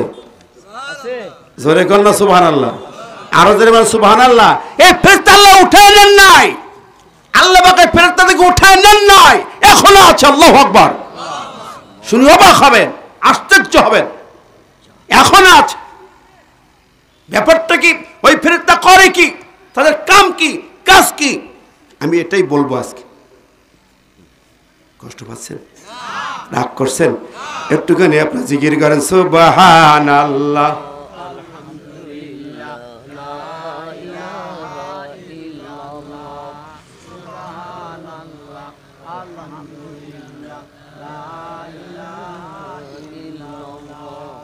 লা ইলাহা নেই কেহ নেই আল্লাহ ছাড়া, লা ইলাহা রজরে লা ইলাহা,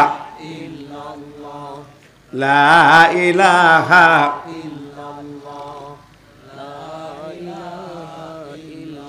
লা ইলাহা ইল্লাল্লাহু মুহাম্মাদুর রাসূলুল্লাহ।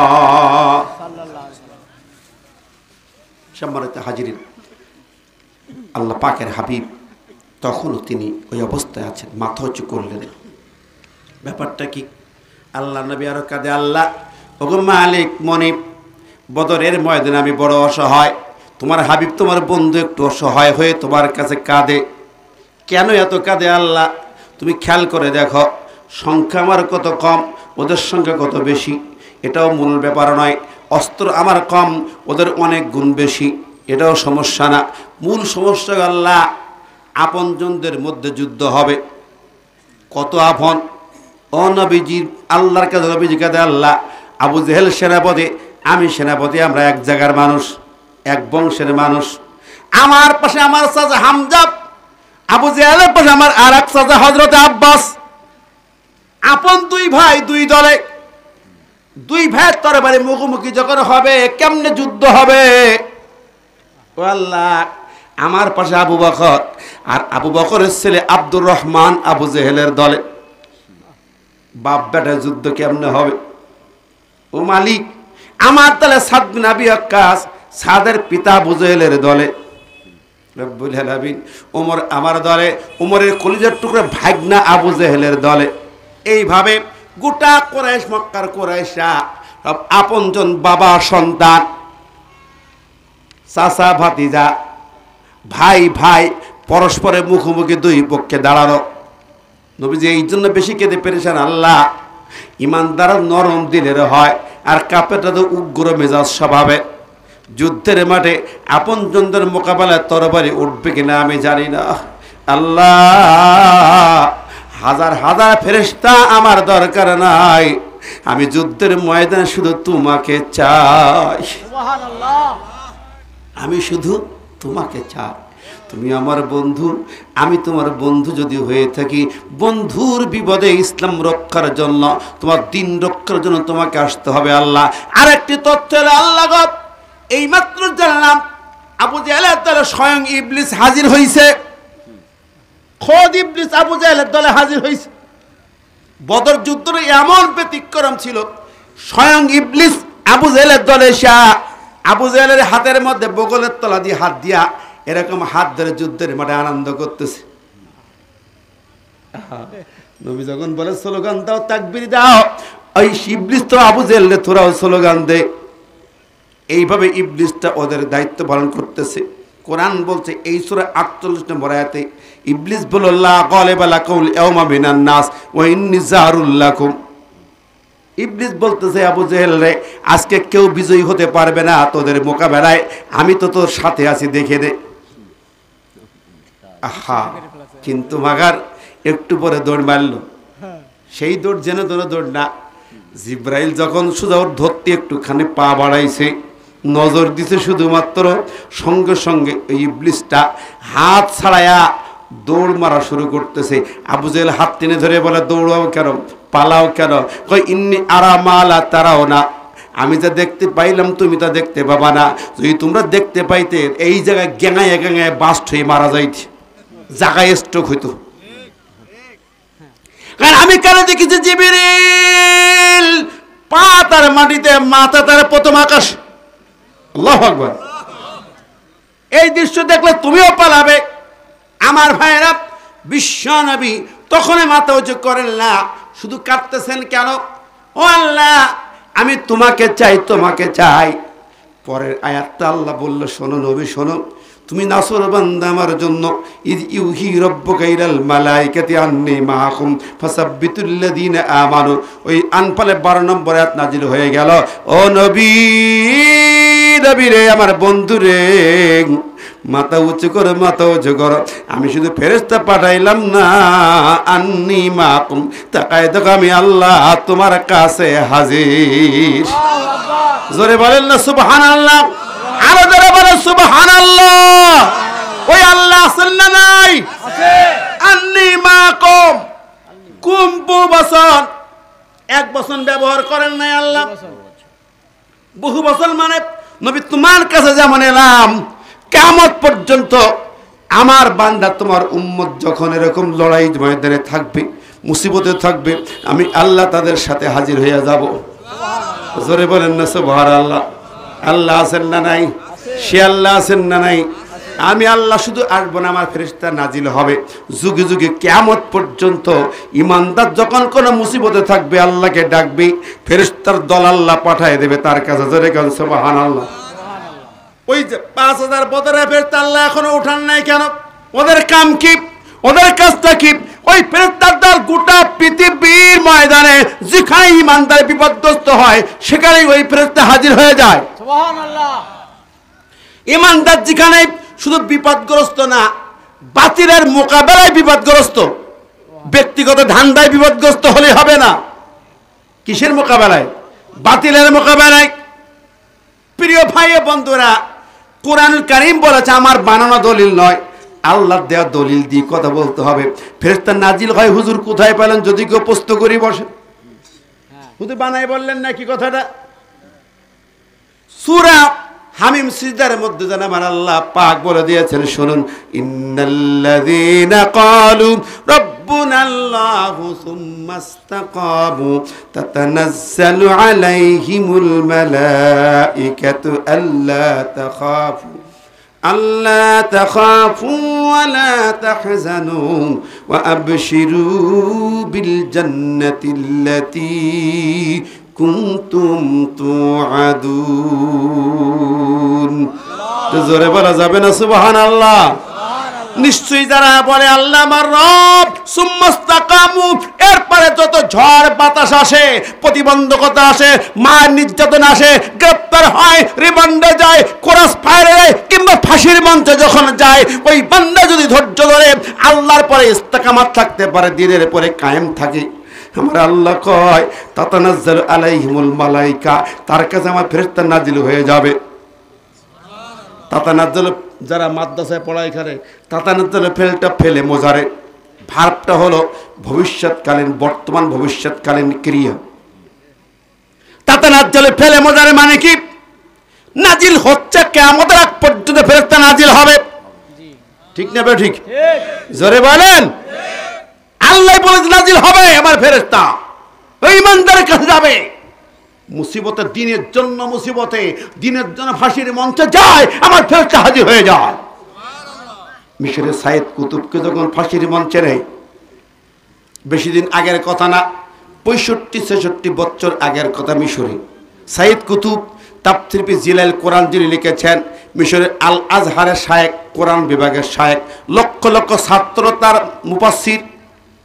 মিজানুর রহমান আজহারি যেই বিশ্ববিদ্যালয়ের ছাত্র, যেই ডিপার্টমেন্টের ছাত্র, ওই ডিপার্টমেন্ট শায়েখ সাইদ কুতুব সাহেবের প্রতিষ্ঠা করা। সুবহানাল্লাহ। শায়েখ সাইদ কুতুবকে ফাঁসির মঞ্চে নিয়ে যায়, ওনার কোনো টেনশন নাই, 2 রাকাত নামাজ পড়লেন, ইমাম সাহেবের জেলখানা ইমাম এলো, ও শায়েখ কুতুব একটুখানি তওবা পড়ে কালেমা পড়ে দাও। সাইয়েদ কুতুব তাকায় কয়, তুমি কি? আমি জেলখানা, কেন্দ্রীয় জেলখানা মসজিদের ইমাম। তোমার দায়িত্ব কি? বলে আমি নামাজ তো পড়াই, আর একটা দায়িত্ব হলো যাদেরকে মৃত্যুদণ্ড দেওয়া হয় তাদেরকে কালেমা পড়ানোর দায়িত্ব আমার। সাইয়েদ কুতুব বলে, ইমাম একটা প্রশ্ন রাখি তোমার কাছে, বিংশ শতাব্দীর সেরা প্রশ্ন, শতাব্দীর সেরা প্রশ্ন, এমন প্রশ্ন আর কমের কানে শুনি নাই। ইমাম রে, তুমি কালেমা পড়াও, তোমার জন্য সরকার রুটি রুজি দেয়, বেতন ভাতা দেয়। তুমি কালেমা পড়াচ্ছ, তোমার বেতন ভাতা সরকার দেয়, আর আমি ওই কালেমা সরকারকে বলি, ওই সরকার কেন আমাকে ফাঁসি দেয়? তোমার কালেমা তোমাকে রুটি রুজি যোগায়, আমার কালেমা কেন ফাঁসির মঞ্চে নিয়ে যায়? তোমার কালেমার চাকরি বজায় রাখে, আমার কালেমা জেলখানায় রাখে। তোমার কালেমায় হালুয়া রুটি পাওয়া যায়, আমার কালেমায় কেন জেলখানার ওই রুটি আর একটুখানি গুড় পাওয়া যায়? কথা কন না কেন ভাই? তোমার কালেমায় তোমার চাকরি বহাল থাকে, আমার কালেমায় কেন চাকরি চলে যায়? ও ইমাম, ইমাম মাথা নিচু করে জবাব দিতে পারে না। কি জবাব দেবে রে ভাই? যাও, তোমার মতো মুনাফিক ইমাম আমার কাছে কালেমা পড়াতে আসতো, সাহস তো কম না? কথা কন না কেন? জোরে বলেন। এত বড় গাদ্দার মুনাফিক কয়জন আছে? মসজিদ ইমামতি করো আর দিন কায়েমের কর্মীর সাথে বেয়াদবি করো, টাটকা গাদ্দার মুনাফিকের বাচ্চা হবে। মসজিদ ইমাম হবে, ইসলামী আন্দোলনের ইমাম হও। মসজিদ ইমাম তুমি হবে, দিন কায়েমের কর্মী হও। বাতিলের চাটুকার হয়ে ইমামতি করো না। আল্লাহ একজন আছেন, কপাল তোমার পড়বে, ঠিক না? ঠিক। আমার ভাই বন্ধুরা, সাইয়েদ কুতুব নামাজ 2 রাকাত পড়ে নিজে নিজে গোসল করে ফেরে সে হাঁটতে হাঁটতে চলে যায়। হ্যাঁ, আহারে আমার মিল্লাতে ইব্রাহিম, মুসলিম জাতির পিতা ইব্রাহিম বলে, ইন্নী যাহিবুন ইলা রাব্বিহি, আগুনে যখন তাকে ডাক দিচ্ছে, বলছে আমি আমার রবের কাছে যাচ্ছি। সাইয়েদ কুতুব বলে, আমি তো আমার রবের কাছে যাচ্ছি, ফাঁসির মঞ্চে নিচ্ছে, আমি তো আমার প্রভুর কাছে যাচ্ছি। আমার ভয় কিসের? দীর্ঘ 50 বছর ধরে আমার স্বপ্ন সাধনা শাহাদাত, সেটাই তো আমি পাচ্ছি। সুবহানাল্লাহ, সুবহানাল্লাহ। আরে আমার প্রিয় নেতার যখন বলা হলো একটু প্রাণ ভিক্ষা চান, বলে কার কাছে প্রাণ ভিক্ষা চাইব? কথা বলেন না কেন? প্রাণ কে দিয়েছেন? আরো জোরে কেন? কে? প্রাণ ভিক্ষা কার কাছে যাব? হায় রে দুনিয়ার বান্দারে, রাষ্ট্রপ্রধান, তুমি তো প্রাণের মালিক না, তোমার কাছে ভিক্ষা কেন চাইব? বাবা 50 বছর আগে পড়েছি, ইন্না সলাতি ওয়া নুসুকি ওয়া মাহইয়ায়া ওয়া মামাতি লিল্লাহি রাব্বিল আলামিন। ঠিক না? ঠিক। জোরে কান। আমার একটা স্বপ্ন পূরণ করুন, ও গো দয়াময়, তোমার পথে চলতে গিয়ে মরণ যেন হয় আমার, তোমার পথে চলতে গিয়ে মরণ যেন হয়। কেউ এই কামনা আছে না নাই? আমি অটল যেন থাকতে পারি আল কোরআনের সাথে, ধৈর্য নিয়ে ডাকতে পারি দিন কায়েমের পথে। আমায় ধৈর্য দিও, সাহস দিও, ওগো দয়াময়, তোমার কথা বলতে গিয়ে মরণ যেন হয় আমার, তোমার কথা বলতে গিয়ে না পাই যেন ভয়। সবাই বলে আমিন। কি ভয় পেয়ে গেছেন নাকি? জবান খুলে জোরে বলেন আমিন। আমার ভাই বন্ধুরা, সাইয়েদ কুতুব বলে রে, ইমাম বলে, আমির সুহাদা বলে, আরে কিসের প্রাণ ভিক্ষা? আল্লাহর কাছে চাই, আমি তো আল্লাহর কাছে শাহাদাত চাইছি, সেটা আমার এখন হাজির, কিসের প্রাণ ভিক্ষা রে? রাখ তোর কাগজ কলম, ছুরি ফেলে দেয়। আল্লাহু আকবার।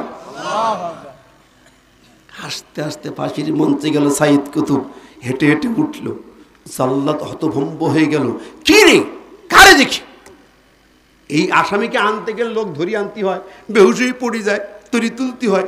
এই লোক একা একা হাসতে হাসতে উঠছে, আরে মনে হচ্ছে যেন উনি রাজসিংহাসনে উঠছে। জাল্লাত বলে কি রে, কি রাজ সিংহাসনে উঠলো নাকি? তাকায় দেখে ফাঁসির দড়ির দিকে তাকায় আরো খিলখিল করে হাসে। আল্লাহু আকবার। জাল্লাত বলে থাম, ও সাইয়েদ কুতুব থামা। এই যাবৎকাল আমি 50 বছর ধরে দায়িত্ব পালন করি, কাউকে দেখিনি হাসতে হাসতে এই মঞ্চে আসতে পারে না, কাঁদতে কাঁদতে বেহুশ হয়ে যায়। আজকে তোমাকে হাসতে হাসতে উঠতে দেখলাম কেন? শুধু তাই না, এই যেই ফাঁসির দড়িটা তোমার গলায় পরানো হবে, ছটফট করে মারা যাবে, ভয় পেলে না, কাঁদলে না, একটু কষ্ট হলো না, দেখি বরং আনন্দের হাসি। কেন হাসলে জবাব দাও। তোমার ফাঁসি হবে পরে, আগে জবাব চাই, কেন হাসছ? আল্লাহু আকবার। নবীর এক সাহাবীর বর্ণনা আছে, আহারে খুবাইবের বর্ণনা আছে, তারপরে আব্দুল ইবনে হুযাইফার বর্ণনা, ইবনে হুযাইফা, কত বর্ণনা বলবো। ফাঁসির মঞ্চ থেকে ওরা ভয় পায় না, আনন্দের হাসি হাসছে। আল্লাহু আকবার। জোরে কর না সুবহানাল্লাহ। সাইয়েদ কুতুব হাসে, আনন্দের হাসি হাসে। জাল্লাত বলে হাসো কেন? সাইয়েদ কুতুব বলে জাল্লাত তুই তো দেখিস নাই আমি কেন হাসি, আমি যা দেখছি তুই তো দেখতে পাস নাই। জাল্লাত তুই মুসলিম তুই কিনা জানি না, সূরা ইয়াসিন বাবার জমে পড়েছিস কিনা জানি না।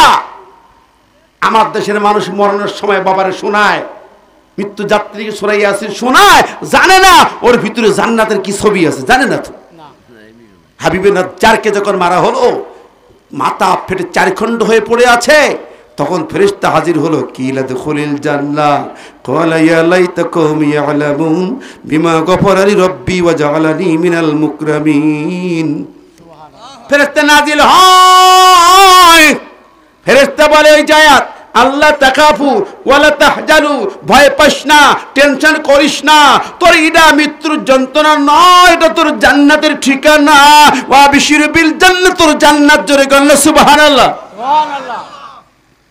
সাইয়েদ কুতুব কয় আল্লাহ এ আমাকে কি বলতেছে জানিস না, তুই দেখতে রশির ভিতরে দেখতে পাস না, দলে দলে ফেরেশতা, কাতারে কাতারে ফেরেশতা দাঁড়ায় আছে, আর 2 হাত বাড়া ডাকে, আর আমার বলে কি লাদে খুলিল জান্নাহ, ওরে সাইয়েদ কুতুব জান্নাতে ঢুকিয়া যা। সুবহানাল্লাহ, আল্লাহু আকবার। তো ভাইরা আমার এটাকে দেখা যায়, কে দেখতে পায়? শহীদ দেখতে পায়। তিরমিজির 291 পিঠে হাদিস, শহীদকে ইউরা আল্লাহু মাকআদহু মিনাল জান্নাহ, শাহাদাতের পূর্বে শহীদের সামনে জান্নাত ধরা হয়। সুবহানাল্লাহ। ইউরা ফেলে মুজারে মজুর, ইউরা শহীদকে দেখানো হবে জান্নাতের ঠিকানা। আল্লাহু আকবার। বন্ধুরা, সূরা বুরুজের ঘটনা পড়েছে, কুতিলা আসহাবুল উখদুদ পড়েছেন না? ওই উখদুদ বাসীরা যে মেরেছিল তাদের কাহিনী জানেন? বিশাল আগুনের গর্ত বানাইয়া একদিনে 20,000 ইমানদারকে আগুনে পুড়িয়ে হত্যা করা হয়েছিল। সেই আগুনে 20,000 মারানো হলো, পোড়ানো হলো, ইমানদার পোড়ানো হলো আগুনে। এরপরে শেষবার যখন একজন মহিলা আনা হলো, মহিলার কোলে ছোট্ট বাচ্চা, 6 দিন অথবা 6 মাস বয়স, এত বাচ্চা ছোট্ট কোলে নিয়ে আসছে মহিলা। তাকে বলা হলো আগুন পোড়ানো হবে, দেখছো তো সব পুড়ি ছারখার, ফেলার সাথে সাথে নিশ্চিহ্ন হয়ে যায়। মহিলাকে ধরে যখন কাছে আনছে, আগুনের ঝলকানি দেখে মহিলা চমকে উঠছে, চমকে 1 পা পিছনে আসছে। তখন কি হয়েছে জানেন? কোলের বাচ্চা জীবনে কথা বলে নেই, এখনো মুখ ফুটে নেই, শুধু টেটা কান্না ছাড়া কিছু জানেন না। সেই বাচ্চা বলল, মা জননী ইয়া উম্মি, ইয়া উম্মি, ও মা কেন পিছাও? আন্নাকা তারা আন্নার ওইনি আরাল জান্নাহ। আল্লাহু আকবার। ওই কোলের বাচ্চা বলে, মা জননী তুমি দেখছো আগুন, আর আমি দেখছি তোমার জান্নাত। সুবহানাল্লাহ, জোরে বলেন না সুবহানাল্লাহ। মা গো, চোখটা বন্ধ করে তওবা পড়ে ভালো করে তাকায় দেখো, আগুনের ভিতরে দলে দলে ফেরেশতা তোমাকে ডাকতেছে, জান্নাত তোমাকে ডাকতেছে। জোরে বলেন না সুবহানাল্লাহ। আমি সবগুলো কোরআন থেকে বাস্তব বর্ণনা নিয়ে এসেছি ভাইরা আমার। তাহলে আপনার ফেরেশতা ডাকে, জান্নাত ডাকে কখন? শাহাদাতের সময়। কতক্ষণ? ঠিক না ঠিক? আপনি দিনের পথে অবিচল থাকবেন, মৃত্যুতে একদিন আপনার হবেই। আপনি যদি ইসলামী আন্দোলন করে দিন কায়েমের পথে থেকে শহীদি মৃত্যু হয়, সেটাই তো আপনার শ্রেষ্ঠ মওত। ঠিক না ঠিক? জোরে বলেন। এই পৃথিবীর মঞ্চকে যারা জয় করেছে, জান্নাতকে জয় করেছে, তারা মৃত্যুর ফাঁদকে জয় করেছে, সেই ঈমানদারদের পক্ষে আপনি থাকুন। আল্লাহর ফেরেশতা আপনার কাছে আসবে, বলবে ভয় পাস না, টেনশন করিস ঢুকে যা, সেই জান্নাতে যাওয়ার জন্য তৈরি হতে হবে। রাজি আছেন কারা কারা? দু হাত তুলে দেখান আল্লাহ।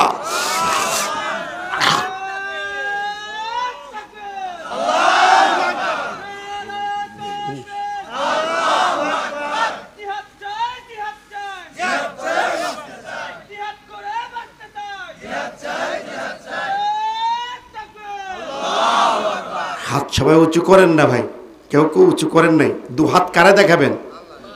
জবান কারে দেখাবেন? শোনেন, কোরআন সূরা ফাতার ভিতরে দেখেন, যেই দুটো হাত আল্লাহর জমিনে আল্লাহর দ্বীন কায়েমের জন্য শপথ নেয়, ইয়াদুল্লাহ ফাওকা আইদিহিম, আল্লাহর বরকতের হাত ওই হাতে আল্লাহ রেখে দেয়। নিশ্চিত কোরআনের কথা, বিফলে যাবে না। ইন্নাল্লাহ আশতারা মিনাল মুমিনিনা আনফুসাহুম ওয়া আমওয়ালাহুম বিআন্না লাহুমুল জান্নাহ। আপনি জান্নাতে যাওয়ার জন্য জান মাল দিয়ে লড়াকু সৈনিক হবেন, একামত দিনের কর্মী হবেন, আল্লাহকে তো অঙ্গীকার করবেন। আল্লাহ কয় আমি তোর জান্নাত দেওয়ার অঙ্গীকার করে দিলাম। সুবহানাল্লাহ, জোরে কোন সুবহানাল্লাহ। তাহলে এই হাত দুটো দেখাইলাম কারে? আল্লাহর বরকতের হাত এই হাতে লেগে যাবে। সুবহানাল্লাহ। যদি আপনার ঈমান ঠিক থাকে, আমল ঠিক থাকে, রাজি আছেন না নাই? আমরা এই জমিনে আল্লাহর আইন চাই, আমরা ব্যক্তির আইন চাই না, নেতার আইন চাই না, আমেরিকার আইন চাই না, রাশিয়া চায়না বুঝি না, দিল্লি মোদি কাকা চিনি না, বুবু দিদি ভাই ব্রাদার চিনি না। আমরা আল্লাহর কোরআন মানতে চাই। আল্লাহর কোরআন প্রতিষ্ঠার জন্য আমার নবী রক্ত ঝরেছে, দাঁত ভেঙেছে, নবী 27 জিহাদের সেনাপতি হামজা প্রাণ দিয়েছে, আমি হামজা কলিজা দিয়েছে, আমি সেই বুকের কলিজা দিতে চাই। রাজি আছি না নাই? লিল্লাহি তাকবীর, লিল্লাহি তাকবীর। আল কোরআনের আলো ঘরে ঘরে নাই, পার্লামেন্টে জ্বালো, ঠিক না বেঠি? আল কোরআনের আলো। রাগ করেন না, পার্লামেন্ট নামে একটা সূরা আছে 114টার মধ্যে, একটা সূরার নাম পার্লামেন্ট। জোরে কোন সুবহানাল্লাহ। ও ভাইয়া বন্ধুরা আমার, ওয়া আমরুহুম শুরা, শুরা মানে পার্লামেন্ট, অ্যাসেম্বলি। আল্লাহ কা শুরা হবে আমার আইন দিয়ে। সুবহানাল্লাহ। পার্লামেন্ট আমার আইন দিয়ে। রাজি আছেন তো? দু হাত কারে দেখাইছেন? বরকতের হাত আল্লাহ হাত লাগাই দিয়েছেন না দেয় নাই? পাইছেন? ঈমান আছে ঠিক মতো থাকলে পাইবেন। তাহলে এই বরকতের হাত দুটো পকেটে ঢুকান, আল্লাহর দ্বীনের জন্য দিয়ে দেবেন। প্যাকেট যাচ্ছে, তাড়াতাড়ি, দেরি করবেন না। কেউ একটা লোক উঠি বাড়ির ধান্দা করেন না কিন্তু এই সময়। প্লিজ এই সময়টা নীরব থেকে পকেটে হাত দেন। আল্লাহ খুশি হবে বান্দারে। তুই শুধু ওয়াদা করবি। কি করবেন? মা সুমাইয়া ইসলামের অনুপ্রেরণা। সুমাইয়া হলো আপনার উদাহরণ। তখন নামাজ ফরজ হয়নি, রোজা হজ যাকাত পর্দা কিছুই ফরজ হয়নি। তখন তিনি শহীদ হয়েছিলেন। কেন? কি আমল করে শহীদ হয়েছিলেন? জান্নাতের ঠিকানা খুঁজে পেলেন। সে আমলটাকে আপনি করতেছেন, সে আমলটা আর কিছু নেই। তিনি যে কালেমা বুঝেছিলেন, কালেমার দাওয়াত ঘরে ঘরে নারীদের কাছে পৌঁছাতেন। তিনি নিয়মিত কোরআন তালিম নিতেন, সে কোরআন অন্যদেরকে শোনাতেন। তিনি ইসলামী আন্দোলনের মধ্যে মুজাহিদ হয়ে জীবন দিলেন। আবার সন্তানগুলোকে নেককার মধ্যে মুজাহিদ তৈরি করলেন। আম্মার ইবনে ইয়াসির পৃথিবী কাঁপানো সেনাপতি তৈরি হলো। সুবহানাল্লাহ। অতএব আমার মা বোন যারা আসতেন ঘরে ঘরে, আপনি ইসলামের জন্য, দ্বীনের জন্য কোরআন শিখুন, কোরআনের আওয়াজ ঘরে ঘরে পৌঁছে দিন এবং নিজে ইসলাম প্রতিষ্ঠার দুর্জয় কাফেলা শরীক হয়ে যান। আপনার সন্তানগুলোকে দ্বীনের মধ্যে মুজাহিদ তৈরি করবেন। আমি আমার মা বোনদের কাছে বিনীত আবেদন রাখলাম। আর বিশেষ করে শুরুতেই যে কথাগুলো বলেছি, ফিতনা ফাসাদের এই যুগে অন্যের সঙ্গে অশ্লীলতা ব্যয়পানা গা ভাসিয়ে দেবেন না। সন্তানদেরকে কন্ট্রোল করুন। মায়েরা, আপনার সন্তানকে কোরআনের শ্বাসে ফেলুন, কোরআনের শ্বাসে তৈরি করুন। উপায় নাই, দুনিয়ার শ্বাসে দুনিয়ার চাওয়া পাওয়ানি সন্তান মানুষ করলে ক্ষতিগ্রস্ত হবেন। আসুন মায়েরা, বোনেরা, আমার ভাইয়েরা, সবাই মেহেরবানি করে আমাদের পরিবার, আমাদের সন্তানদেরকে সেইভাবে তৈরি করে যায়। আল্লাহ পাক আমাদের সবাইকে তৌফিক দিক। আমাদের পরিবার, আমাদের সন্তান, আমাদের সমাজ সবগুলোকে যেন আমরা আল্লাহর রঙে, কোরআনের রঙে রঙিন করতে পারি, রঙিন হতে পারি। আল্লাহ আমাদের সবাইকে সেই তৌফিক দান করুন। সবাই বলে আমিন। জবান করে বলে আমিন। যারা চা দান করেছেন প্রত্যেকের নেক মকসুদ আল্লাহ কবুল করুন, জায়েজ আশা কবুল করুন। বালা মুসিবত সদাকাত তারুদ্দুল বালা, সদাকা করবেন, বালা দূর হবে, মুসিবত দূর হবে, বিপদ দূর হবে, রোগ দূর হবে, শোক দূর হবে। আল্লাহ পাক কবুল করুন। পিতামাতা আপনজন অন্ধকার কবরে ঘুমিয়েছেন, তাদের জন্য আমরা কমপক্ষে দোয়া না করে যাব না। কি বলেন, ঠিক না ভাই? ঠিক। মোহতারাম সভাপতি সাহেব, রাত অনেক হয়েছে, প্রায় 12 বাজতে গেল। এখনই আমরা দোয়া করে বিদায় নিতে চাই। আলহামদুলিল্লাহ। আল্লাহুম্মা আমিন।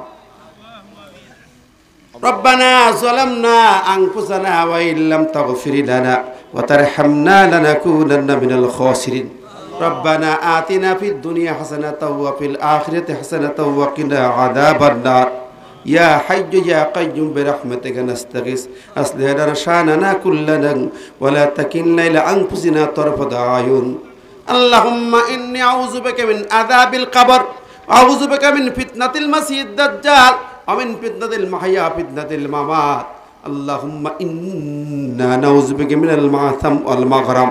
ইয়া আল্লাহ, ও মালিক মনিব প্রভু, তুমি দেখো তোমার কোরআনের একটি মজলিস থেকে দিনে আলোচনা শেষে গভীর রাতে দোকানে হাত পেতেছি, দয়া করে মায়া করে আমাদের কবুল ও মঞ্জুর করে নাও, আমাদের জীবনের সমস্ত গুনাহ খাতাগুলো মাফ করে দিয়ে দাও।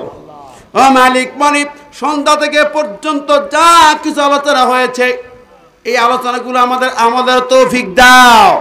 ও মাবুদ মেহেরবান, বিশেষ করে আমরা এই মুহূর্তে আমাদের কলিজার সালামটুকু দরুদটুকু পাঠাইলাম বিশ্ব নবীর রওজা মুবারকে। আল্লাহুম্মা সাল্লি ওয়া সাল্লিম আলা সাইয়্যিদিনা নাবিয়িনা মুহাম্মাদিন সাল্লাল্লাহু আলাইহি ওয়াসাল্লাম। আমাদের কলিজার সালামটুকু নবীজির রওজা মুবারকে পৌঁছে দাও। খাস করে আমরা যারা হাত পেতেছি, আমাদের অনেকের আব্বা নাই, আম্মা নাই, অন্ধকার কবরে কেমন আছে জানি না, ওই মাটির কবর কাউকে ছাড়ে না।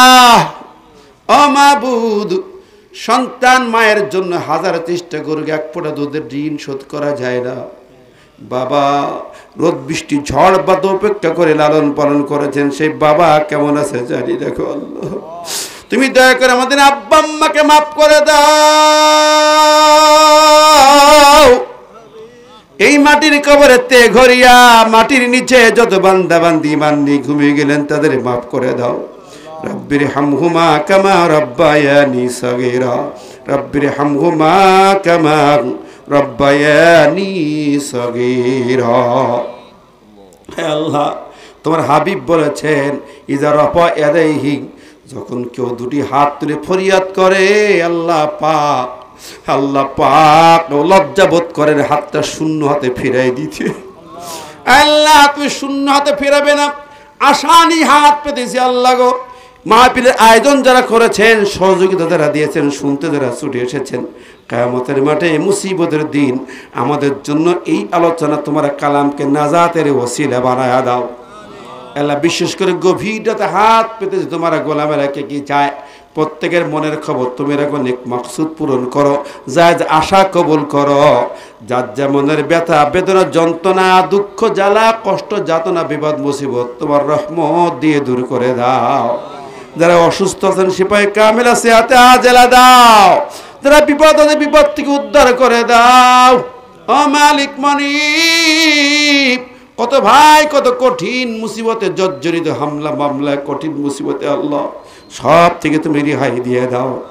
আল্লাহ, খাস করে গভীর রাতে হাত পেতেছি বাউলারে, খালি হাতে ফিরাই দাও, তোমার রহমত দিয়ে ধন্য করে দাও। এই গ্রামের প্রত্যেকটি ঘরকে তোমার কোরআনের ঘর বানিয়ে দাও, প্রত্যেকটি মানুষকে কোরআনের কর্মী বানিয়ে দাও, তোমার নবীর সুন্নতের পাবন্দি বানিয়ে দাও। ও মালিক মনিবের হে, খাস করে ফরিয়াদ করি আল্লাহ, গোটা বিশ্বের ময়দান মুসলমানদেরকে ঐক্যবদ্ধ করে দাও। আরাকানে খোরাসানে চেচনিয়া বসনিয়া কাশ্মীরিতে ওই ময়দান ফিলিস্তিন হাজার হাজার মানুষেরা জান দিচ্ছে, প্রাণ দিচ্ছে। আল্লাহ, তুমি ছাড়া তো আমাদের অভিভাবক কেউ নেই। আজ ৭৫ বছর ধরে জেরুজালেমে আর গাজায় কত রক্ত ঝরতেছে। আল্লাহ, ৫-৭ বছরের বাচ্চাগুলো পেটে পাথরে বেঁধে রাস্তায় দাঁড়িয়ে থাকে, তুমি কি দেখতে পাও না? ও মালিক, 5 বছরের বাচ্চাটা হাতে পাথর নিয়ে কপাল ফেরে রক্ত বের হচ্ছে, পাথর নিয়ে দাঁড়িয়ে। আমার বাবাকে মেরেছে, ভাইকে ওরা মেরেছে, ওদের মারতে চায়। ওই বালকের আওয়াজ কি তুমি শুনো না? একটি বাচ্চা তার বাবা মাকে মারতেছে, বাচ্চাটাকে ধরে রেখেছে। ওই বাচ্চা কেঁদে কেঁদে বলছিল আল্লাহকে বলে দেব, ও আল্লাহ তুমি কি শুনতে পাও না? ও মালিক, তোমার ঘরের মর্যাদা রক্ষা করতে যে হাজার হাজার মানুষ প্রাণ দিল, তুমি কি সেটা দেখো না? মালিক রে, আর নয় আর নয়, ফিলিস্তিনকে তুমি আজাদ করে দাও, গাজাকে মুক্ত করে দাও, শত্রু মুক্ত করো, ইসরায়েল মুক্ত করো, পৃথিবীর মানচিত্র ইসরায়েলকে নিশ্চিহ্ন করে দাও, ইহুদি নাসারা বেদিনদের খতম করে দাও, 180 কোটি মুসলমানদের ঐক্যবদ্ধ করে দাও। রব্বানা আফরিগ আলাইনা সাবরা ওয়া সাব্বিত আকদামানা ওয়ানসুরনা আলাল কওমিল কাফিরিন। হে আল্লাহ, খাস করে ফরিয়াদ করি মাওলা রে, আমাদের ছোট্ট জমিনটাকে তোমার দ্বীনের জন্য কবুল করে দাও, তোমার কোরআনের জন্য কবুল করে দাও। আলেম ওলামাদেরকে তুমি মুক্ত বাতাসে ছেড়ে দাও। আল্লাহ, আমাদের সমস্ত আলেম আলিয়া কওমি পীর সুন্নি সবাইকে এক কাতারে কবুল করো। তোমার দ্বীন বাস্তবায়নের জন্য আমাদের কবুল করে নাও। কি চাও তুমি আল্লাহ? রক্ত চাও, জীবন চাও, সব নিয়ে নাও। শুধু তোমার কালাম চালু হবে, দৃশ্য দেখার সুযোগ করে দাও। আল্লাহ, তুমি কখন ডাক দেবে কেউ জানি না, হতে পারে এই দোয়া শেষ দোয়া। আল্লাহুম্মা রযুকনি শাহাদাতান ফি সাবিলি, তোমার রাস্তায় শাহাদাত আমাদের একান্ত কামনা কবুল করে দাও। মালিক কখন ডাক দেবে, মালাকুত মউল কখন ধরে আসবে জানি না। রোগে মৃত্যু দিও না, করোনায় মৃত্যু দিও না, অমিক্রণে নিও না, ডেঙ্গু জ্বরে নিও না, হাসপাতালের বেডে মৃত্যু দিও না। মউত যখন দেবে নামাজের সিজদায় মউতটা দিও আল্লাহ। আল্লাহ, মউত যখন দেবে হয় নামাজের সিজদায় দেবে, না হয় জিহাদের ময়দানে মউতটা দেবে আল্লাহ। জিহাদের ময়দানে শহীদি কাফেলা শরীক করে নাও, শহীদি মিছিলে তুমি কবুল করে নাও। শাহাদাতের পেয়ালা পান না করে তুমি মৃত্যু দিও না গো আল্লাহ। রব্বুল আলামিন, যেই মুহূর্তে তোমার মালাকুল মউত দুয়ারে খানা দেবে, এই জবানে জীবনে জারি করে তোমার কালেমা লা ইলাহা ইল্লাল্লাহ মুহাম্মাদুর রাসূলুল্লাহ।